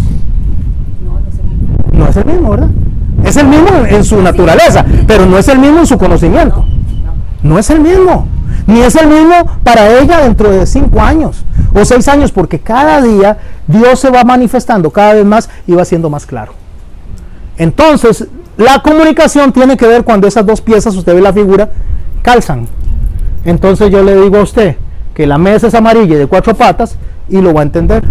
Cuando el pastor me llama y me dice, pastor, necesitamos una mesa para la iglesia, entonces yo le digo, una mesa que sea de madera, no de 4 patas, que sea de 6 patas, que sea plegable, que alcance para unas 8 personas y ojalá que sea plástica lavable de color gris, de las que venden en Primas y que valen 37,000 colones. Todo lo que necesita, él va a traer la mesa que yo vi. ¿Pero qué necesitó? Toda la información que se llaman expedientes. Bueno, resulta que para que usted y yo expongamos la Biblia, necesitamos los expedientes. Nos guste o no nos guste. Hay gente que dice, no estamos a estudiar. Eso es, yo tengo la iluminación del Espíritu Santo. Eso es mentira. ¿Iba a decir algo, mi hermano? Sí, pastor, eso tiene que ver algo cuando Jesús le da vista a un ciego y dice, ¿ves algo? ¿Es esta información? Y él le dice, veo como árboles que caminan, hombres como árboles que caminan. ¿Tiene que ver algo en esa parte? Bueno, no tiene que ver con eso, pero con lo que usted está aprendiendo está encontrando un significado a eso. ¿Ve cómo se interpretan las cosas ahora? Si usted va al texto y con lo que está aprendiendo, usted va a entender ahora que lo que él estaba observando no era muy claro, pero sí sabía algo. ¿Qué sabía? Que ya estaba mirando. Es correcto. Ve cómo usted, estos expedientes le están dando información. O sea, veo como que hay manchas y todo eso, pero ya yo sé que estoy recuperando la vista. Ya estoy viendo. No, claro, pero bueno, así somos nosotros en el proceso de santificación. ¿Por qué la pastora trae ese mensaje? ¿Por qué usted trae ese? ¿Y por qué mi hermano trae ese? Y cada uno trae, en el momento que estamos estudiando eso, nos viene a la mente los mensajes. Los pasajes, perdón. Porque nos estamos llenando de expedientes. Y los expedientes no solo tienen que ver en la forma en que ellos hacían las cosas, sino en la forma en que yo voy a estudiar lo que estoy abordando. Ok. Seguimos. De esta manera, tenemos la presencia de algo que se llama entendimiento de las naturalezas. Ahora estamos hablando ya de entendimiento. Ya no solo de conocimiento, ya no solo de un particular, ya no solo de una voz, ya no solo de una imagen abstracta, sino que ahora tengo ¿qué? Entendimiento. ¿Tiene entendimiento, don Alejandro, de ese texto que me acaba de mencionar? Ajá. Pastor, ¿usted tiene más entendimiento de ese texto? Al pastor no le pregunto. Está castigado hoy. No, lo que me estoy refiriendo es, pastor, voy a agarrar al pastor, porque el pastor hay que preguntarle. Pastor, si usted se devuelve 20 años, voy a devolverlo a él 20 años, y usted ve a don Alejandro López Aguilar predicando hace 20 años y el de ahora, ¿cuánto es la diferencia entre uno y otro? Viéndolo a manera de porcentaje. ¿Sí? Podría decir que un 50. Un 50. Me gusta cómo lo dijo porque dice que falta todavía. Cuando usted dice hay un 100%, entonces dice que está completo y nunca estamos completos. Pero sí está abordando el pastor que está en el camino. Y un día el Señor dice que nos va a enseñar directamente Él y ahí sí vamos a estar requete claritos. Ahí vamos a estar al 100%. Todo el que crea que lo sabe todo ya está equivocado. Está listo. Ya no hay, el que crea que todo lo sabe y el que crea que ya tiene todo abarcado, está equivocado. La Biblia nunca se termina de estudiar. Nunca. Y digo, nunca. Pero era en proporción la diferencia en el tiempo.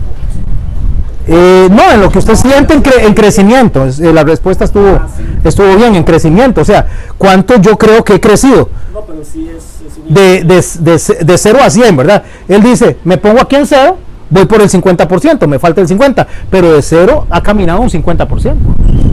O sea, está bien planteado lo que quería abordar, ¿verdad? Ok, es aquí donde el proceso de significación, recuerde esto, proceso de significación. Porque el entendimiento no es lo mismo que el proceso de significación. ¿Cuál es la diferencia entre el entendimiento y el proceso de significación? El proceso de significación significa que ahorita yo entiendo, pero me falta más. Es lo que el pastor estamos hablando. O sea, no porque hoy lo entendí, significa que ya lo sé todo. Significa que hoy tengo un poquito de luz. Un poquito. ¿Y cómo se siente usted cuando le llega la luz? Wow, se siente riquísimo, ¿verdad? Y dices, wow, lo entendí. ¿Verdad, Gretel? ¡Wow! Lo entendí, ahora entiendo.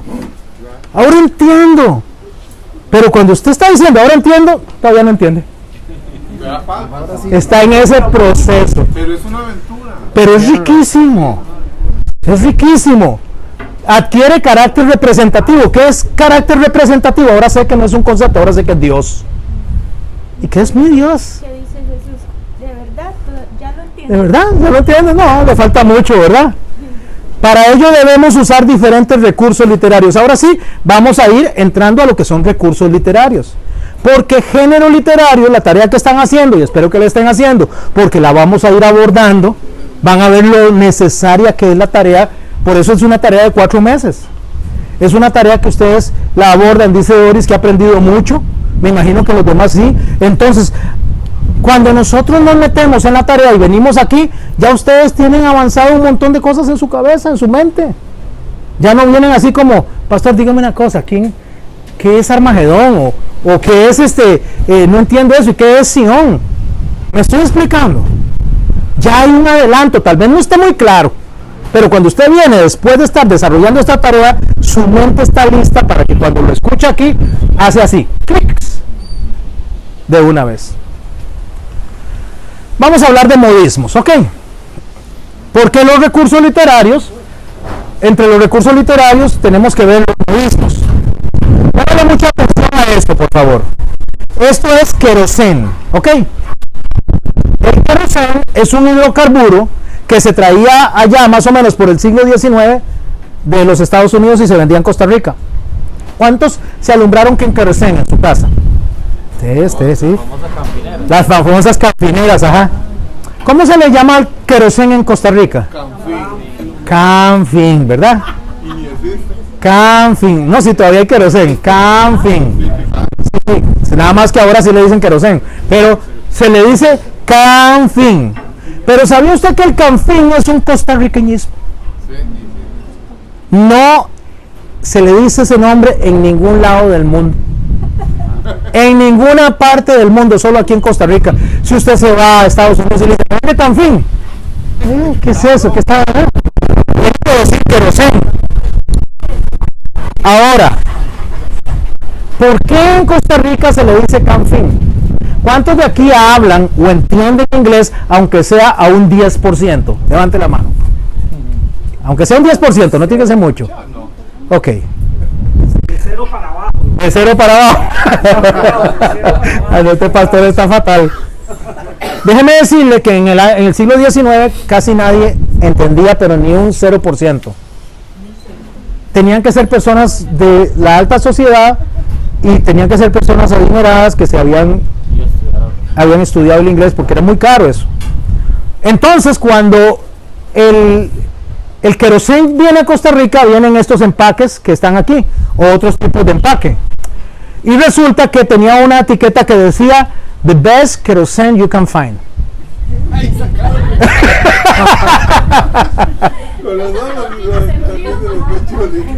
The best kerosene you can find. O sea, lo que decía es, you can find es lo que usted puede encontrar. El mejor kerosene que can find. Entonces le dicen can find. You can find. Entonces usted puede encontrar. Esto es el mejor kerosene que usted puede encontrar. Y la gente llega ahí, can find, can find, can find, deme can find. Pero resulta que así es con la Biblia. Justamente hay cosas de la Biblia que son solamente entendidas si usted es judío. Y a veces no solo si usted es judío, si usted es judío contemporáneo de uno de esos autores. Pastor, tradúzcame eso ahí, ¿cómo era que se decía? El mejor queroseno que usted puede encontrar. Eso está para aplicarlo. Mejor.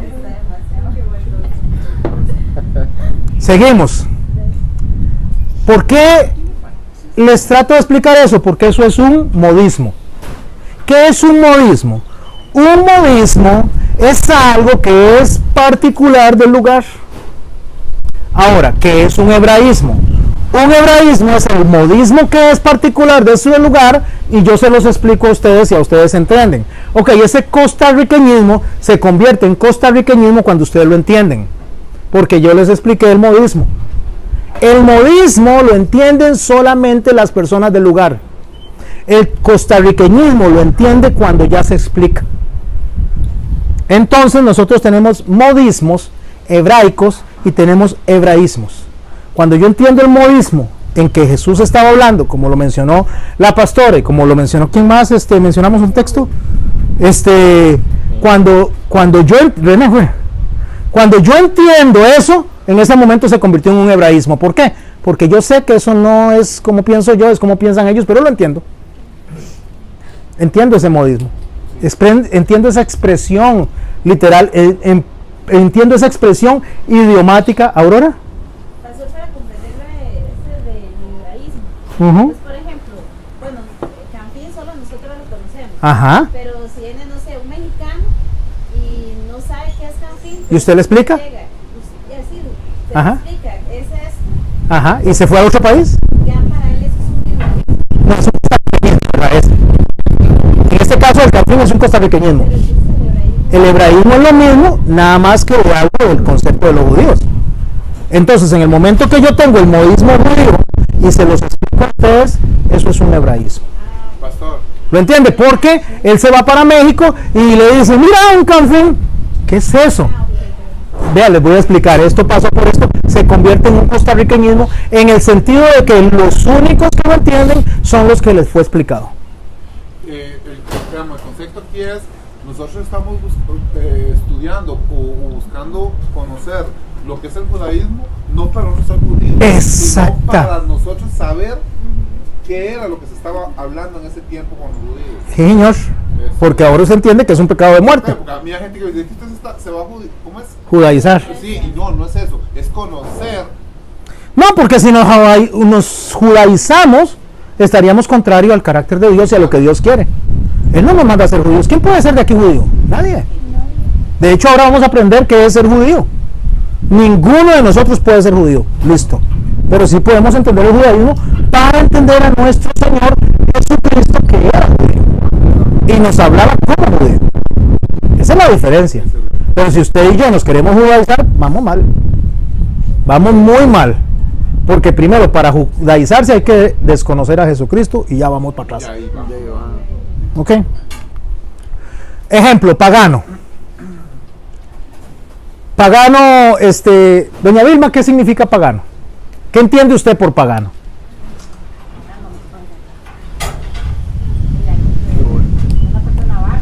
Una persona vaga. Andrea, pagano, ¿qué entiende por pagano? Si a usted le dicen, eso es paganismo, eso es pagano. Todo lo que se practica contrario a Dios. Doris, pagano, ¿qué entiende por pagano? La palabra lo dice. ¿Qué dice la palabra? Pagano, ella. No. Pero oiga, ahora nos estamos viendo. Paga, no, o sea que no. Paga. Lindísimo está, parece del cuando, ¿verdad? Parece chavo. Pagano. Resulta que pagano nosotros le damos una connotación religiosa cuando no la tiene. Aunque se puede usar, pero no es como se originó la palabra. No es lo que significa ahí. Cuando las personas practicaban las religiones, los que eran de la ciudad, los ricos y esas personas que practicaban las religiones, ellos estaban interesados en seguir los cultos. Esos eran religiosos, llámese como se llame la religión. Cuando las personas estaban en el campo, ellos no tenían ningún interés en nada religioso. Estaban sembrando. O sea que eran agricultores, eran obreros, eran personas que no eran de la alta sociedad. Esos eran los paganos, eran pueblerinos. No tenían ninguna relación ni con la aristocracia, ni con la religión, ni con nada. Ahora vamos a ver, cuando el cristianismo se incorpora en Roma, la gente empieza a experimentar el cristianismo y empieza a seguir el cristianismo, pero la gente de afuera no. Entonces estas personas de afuera, que eran los pueblerinos, se les llamaba paganos, porque seguían en su vida cotidiana o en sus labores, era todo lo que no era relacionado a lo religioso. Todo lo relacionado a lo religioso es pagano. Estoy hablando del concepto original, ¿verdad? Ok. ¿Por qué necesito aprender esto de que es pagano? Porque yo podría decirle a cosas que son paganas, que no son paganas por mi concepto abstracto de lo que es, porque no entiendo lo que es. Entonces yo podría decirle a Michelle que ya anda una ropa pagana. ¿Y qué hace que esa ropa sea pagana o no sea pagana? Ni siquiera significa lo que yo creo que significa. Entonces le empiezo a dar connotaciones de pecado a cosas que no son pecaminosas. ¿Me estoy explicando? Porque es mi concepto abstracto. Resulta que el latín es pagus, y vamos a volver a Doris. Pagus era habitantes pueblerinos que pagaban. ¿Qué pagaban? Impuestos. De viene la palabra pagar. Porque los que pagaban no eran los reyes, no eran los feudos. No, pero no que no pagaban, sino que sí pagaban. ¡Qué bárbaro! De la iluminación. Porque los campesinos son los que sostenían el reino. Los populachos pagaban los impuestos, pagaban todo eso, pero no eran asociados con un asunto religioso, ¿me explico? era un asunto aristocrático más que religioso. Después se aborda la religión cuando crece la iglesia cristiana. ¿Saben ustedes por qué la iglesia cristiana creció tan rápido? Y eso se los voy a dar para que les quede un tip. Cuando los que adoraban en Roma, los dioses romanos, ¿verdad? Los dioses con D minúscula, con esa idolatría, ellos tenían algunas leyes. No sé si ustedes saben que el derecho romano es el que impera ahora alrededor del mundo. Sobre eso están las leyes romanas basadas. Pero habían algunas cosas del derecho romano que se practicaban en esos tiempos. Una era que se asesinaban las niñas cuando nacían. Entonces, cuando las niñas nacían, se asesinaban y solo se dejaba una por familia. Prácticamente. Cuando crecían, no tenían herencia. La herencia era de los hombres. Era un estado completamente masculino y minimizaba a las niñas.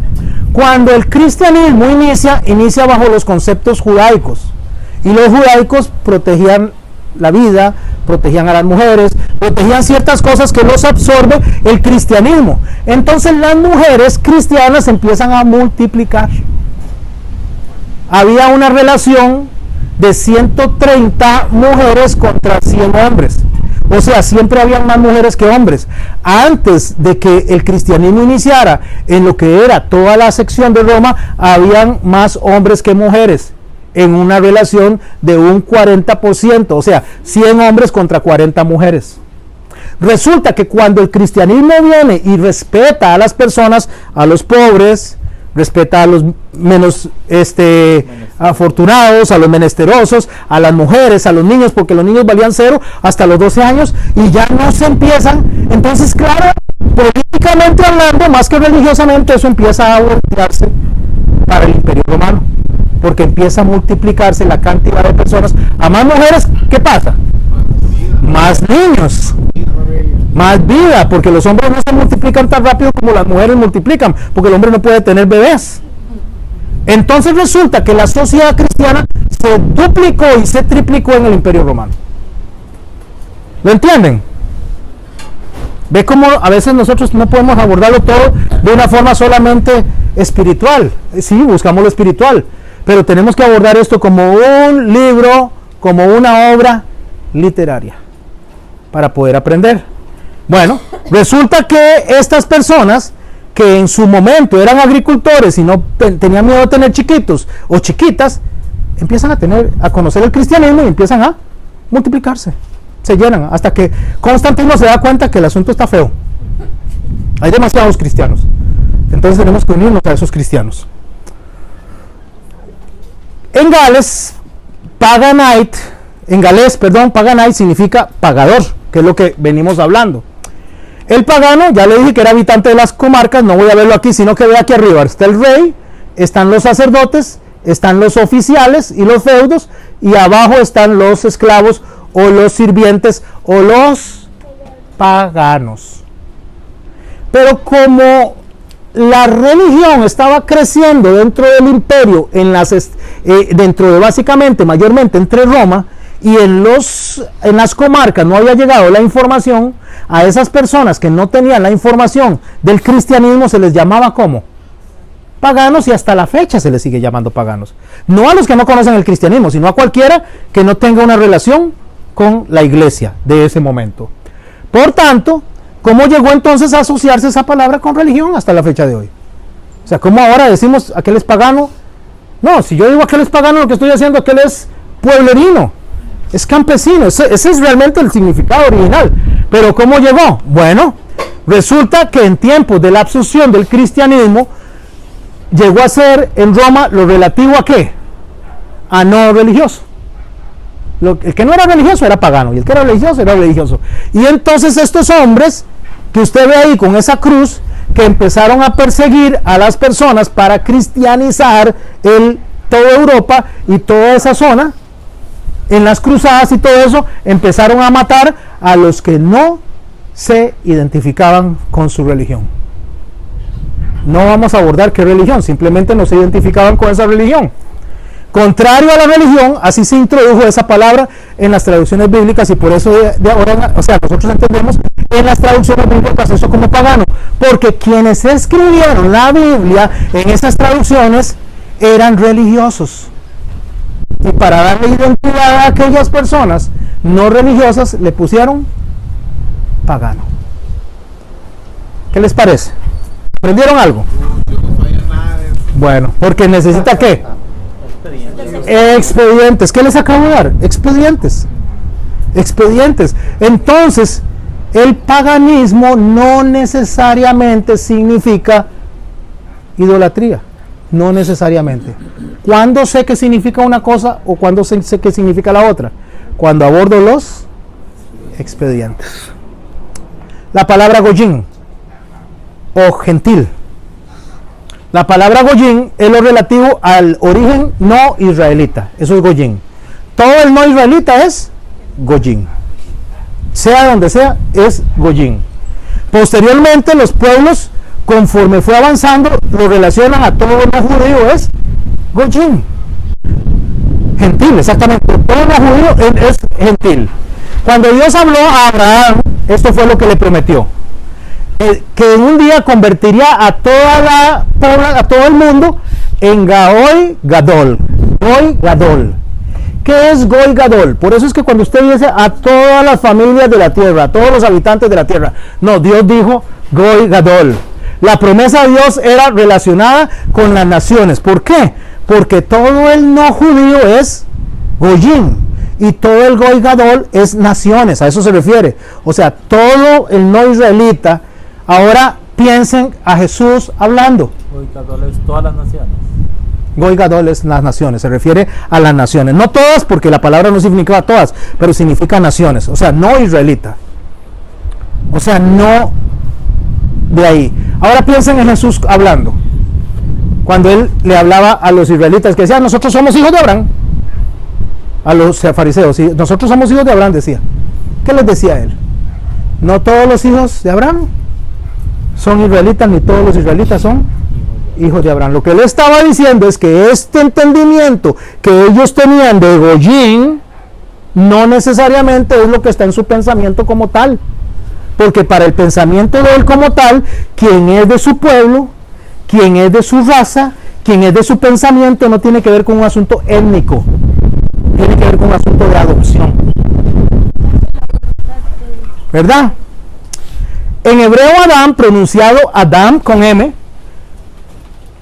significa el suelo o la tierra o el terráqueo, del cual Adán fue creado, pronunciado Adama. Esa es la pronunciación correcta, Adama.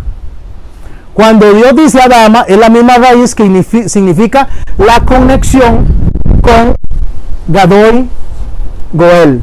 ¿Qué significa? El describir la promesa de Dios a Abraham, Moisés usó esa palabra deliberadamente. La palabra relacionada con naciones en el mundo, Adán la llamó así, a todas las familias de la tierra les llamó así, Mishpeyot Hadama, o sea, todos los terráqueos.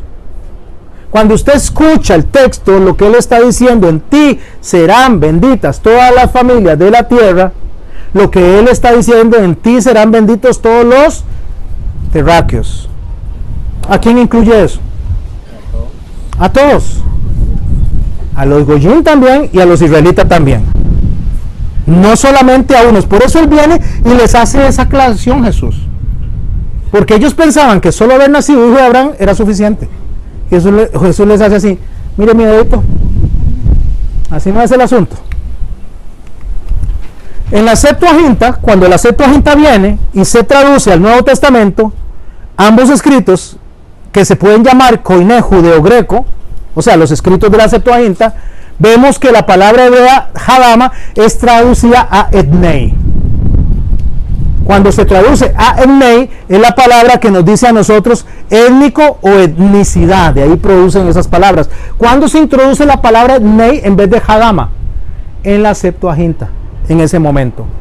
Cuando esas palabras en hebreo y latín, entonces pasan de ser Goyim a gentilitis en latín y hebreo. Gentilitis. ¿Qué es gentilitis? Gentiles. Eso es lo que se conoce en idioma español o en inglés gentiles. Pero ¿cuál era la palabra original? Terráqueo, traducida a Hadama, y después a Etnit, y después a gentil. Ese es el proceso que la palabra ha tenido. Ese es el desarrollo en las traducciones. Cuando Casiodoro Reina y Cipriano de Valera sacaron la Biblia de 1909, ellos ahí sacaron muchos eufemismos. Y los eufemismos tienen que ver con decir algo que no suene tan grosero para presentar una idea. Ejemplo, ¿qué es un eufemismo? Un eufemismo es cuando el Señor dice que esto fue reservado para los perrillos. Resulta que, ¿por qué es un eufemismo? Porque la expresión, el traductor, el escritor, la endulzó para que eso no sonara tan grosero. No era perrillos.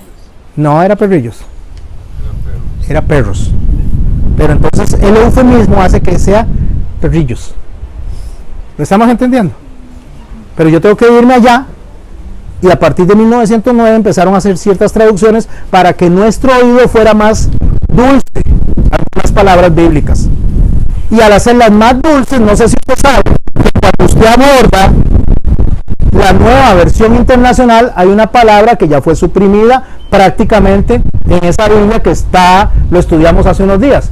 ¿Cuál fue la palabra? Arrepentimiento. Arrepentimiento, porque al suprimir ciertas palabras que parecen groseras, entonces empezamos a ver la Biblia un poquito abstracta, un poquito sin el sentido que Dios le dio, menos grosera. Y entonces cuando usted predica menos grosero, más abstracto, más light, usted tiene una iglesia que se le llena con 1000 personas, 2000 personas, 3000 personas, porque usted tiene un circo, un lugar de entretención. Pero cuando usted agarra y predica como Dios lo dijo, las personas dicen, si te vi no me acuerdo, de aquí me voy. En otra ocasión te escucharemos, le dijeron a Pablo. Sí, exactamente. Ahorita no me gusta lo que está diciendo. Dura palabra es esta. Y cuando a Jesús le dijeron, mire, pero se están yendo, Señor, ¿qué le dijo? Sí, vayan ustedes también, dice. Pero él no cambió su predicación. Nosotros no debemos de cambiar la predicación, aunque suene duro. Pecado es pecado, adulterio es adulterio, asesinato es asesinato, murmuración es murmuración. No podemos poner otras palabras.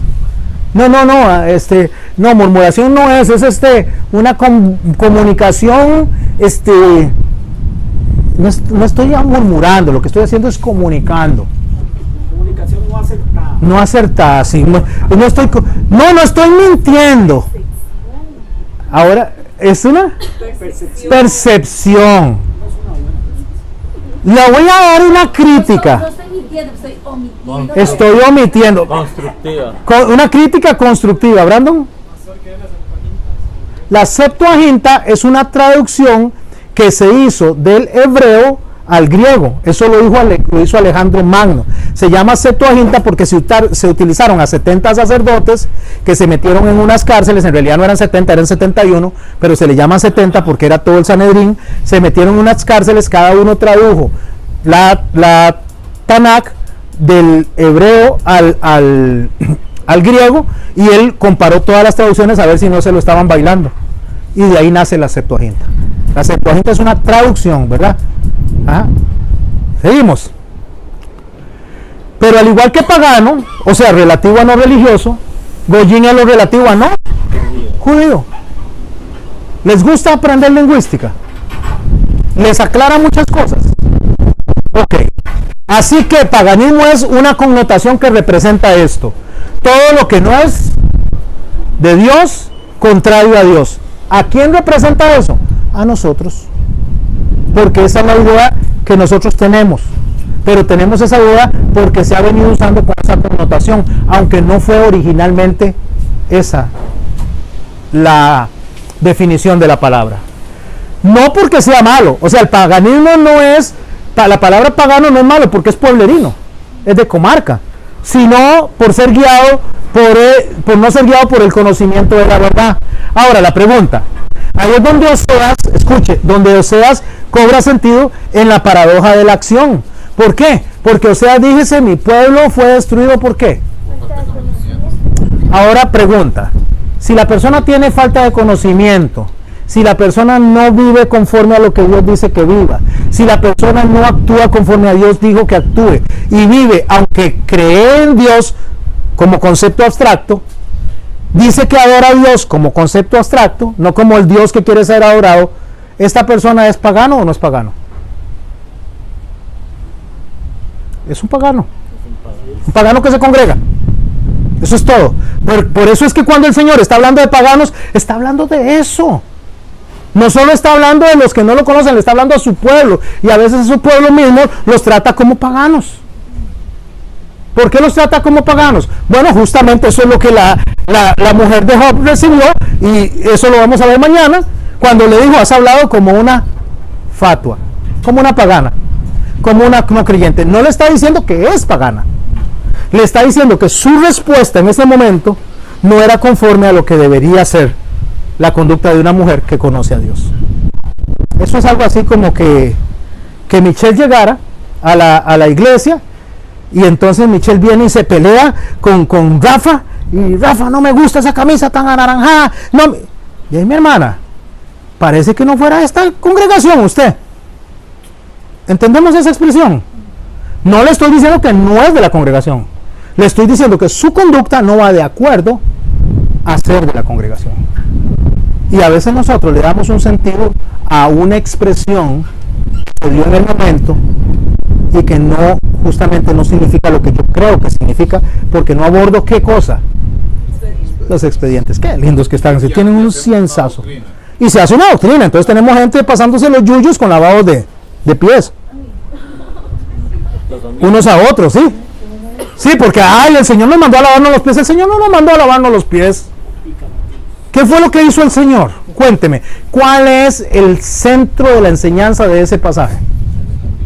Servicio. Nos mandó a servirnos unos a otros, eso. Servirnos, no a lavarnos los pies. Correcto, exactamente. Una práctica cultural. Era cultural, exactamente. No es que ahora de ahora en adelante está la doctrina. No, eso lo hacían ahí siempre. Solamente que lo está haciendo porque Él lo dice muy claro. Ustedes me llaman a mí maestro y señor. O señor maestro, ustedes me llaman copié. Si es cierto, dice porque lo soy. ¿Eso es falta de humildad? No, lo es. Si un doctor es doctor, ¿por qué usted, si él dice, sí, soy doctor, dígame doctor, no me diga Juan Vainas, o sea, dígame doctor, yo estudié para eso. Dígame ingeniero, porque estudié para eso. No me diga, llegué un día a un lugar y me sale una mirrusca como de este tamaño y yo voy a enseñarle a la gente de ahí y me sale, ¿qué Garmendia? Me hace. Y me lo quedo viendo, yo así le digo, venga mi amor, venga, don José o pastor. Si no me quiere decir pastor, porque no me considera pastor, me dice don José, pero no me diga Garmendia. Me estoy explicando. El pastor don Alejandro, hay una conducta muy incorrecta de algunas personas en la iglesia porque son familia del pastor. Y no estoy volando el estiza, les estoy diciendo cómo es. En la iglesia le dicen Ale. Mi esposa, ¿cómo me dice en la iglesia? Pastor. Y en la casa me dice Tom. ¿Por qué? Porque represento una autoridad en ese lugar.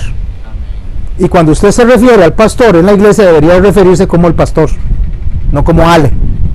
Porque en alguna medida no está haciendo lo correcto delante de Dios. Me estoy explicando con eso.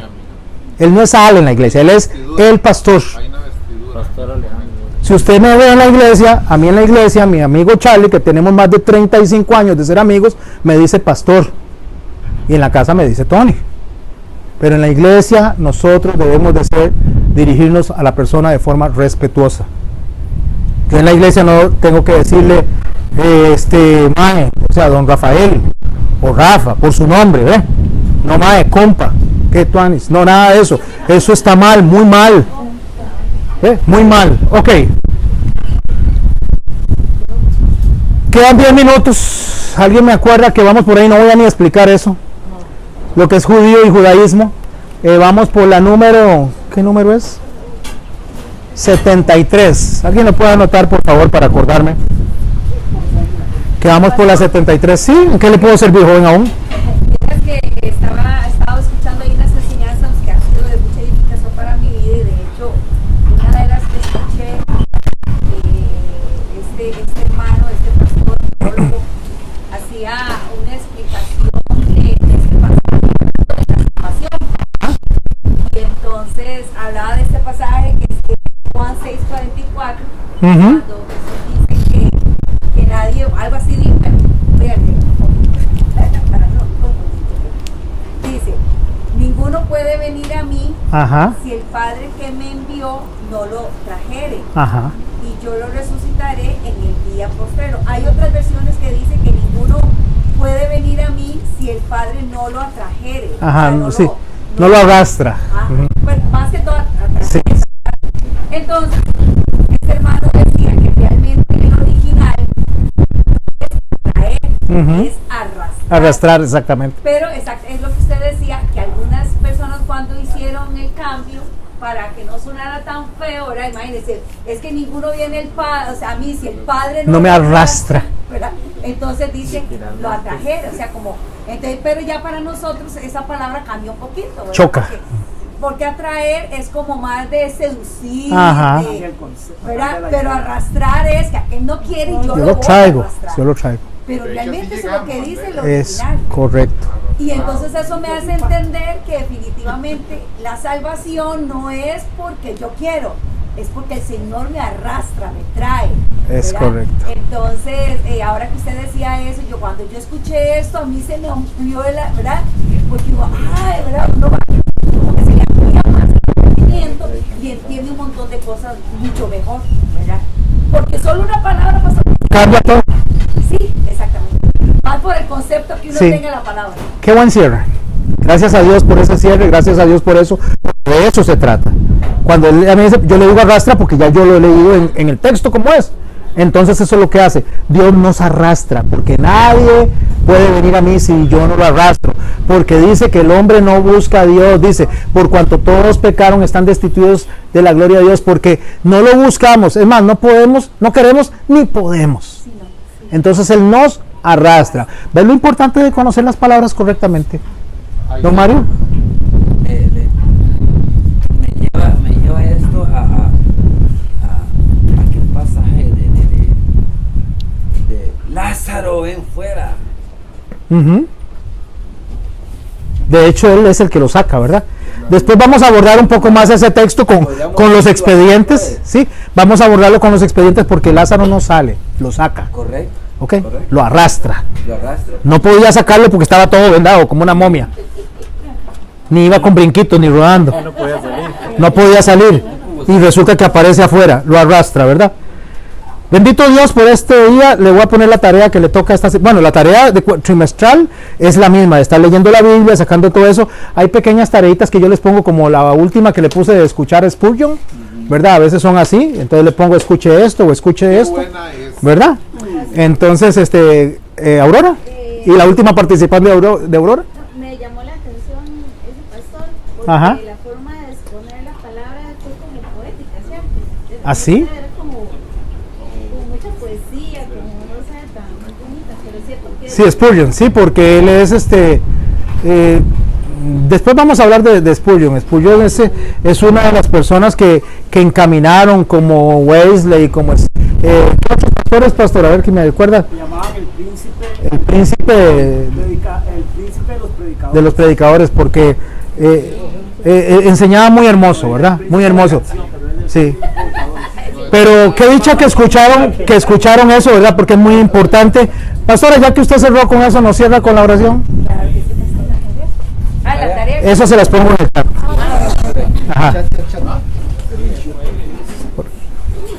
Gracias te damos, Señor Dios Todopoderoso, por tu hermosa palabra, Señor, porque cada vez que nos exponemos a ella nos hace conocer tu carácter, nos hace conocer más a ese Dios Todopoderoso, todo Señor, Creador, el que está sentado en el trono, el que es digno de alabanza, Señor. Gracias, Señor, porque nos has arrastrado a ti, Señor. Amén. Y hoy podemos conocer de ti, podemos alabarte a ti, Señor. Muchas gracias por cada uno de mis hermanos, Señor, oh Dios. Gracias por el pastor José que se dispone a enseñarnos de tu palabra, Señor. Síguele usando, Señor, síguele bendiciendo grandemente. Y que cada uno de nosotros, Señor, podamos seguir creciendo, que podamos seguir madurando y que tu carácter cada vez más se forme en nosotros, Señor, oh Dios, para ser cristianos maduros. Amén. Para ser cristianos no solamente con conocimiento, sino también ser hacedores de ese conocimiento, Señor. Y poder bendecir a otros, Señor. Guárdanos, bendícenos, Señor. Y te alabamos y te glorificamos a ti, Señor, Dios Todopoderoso.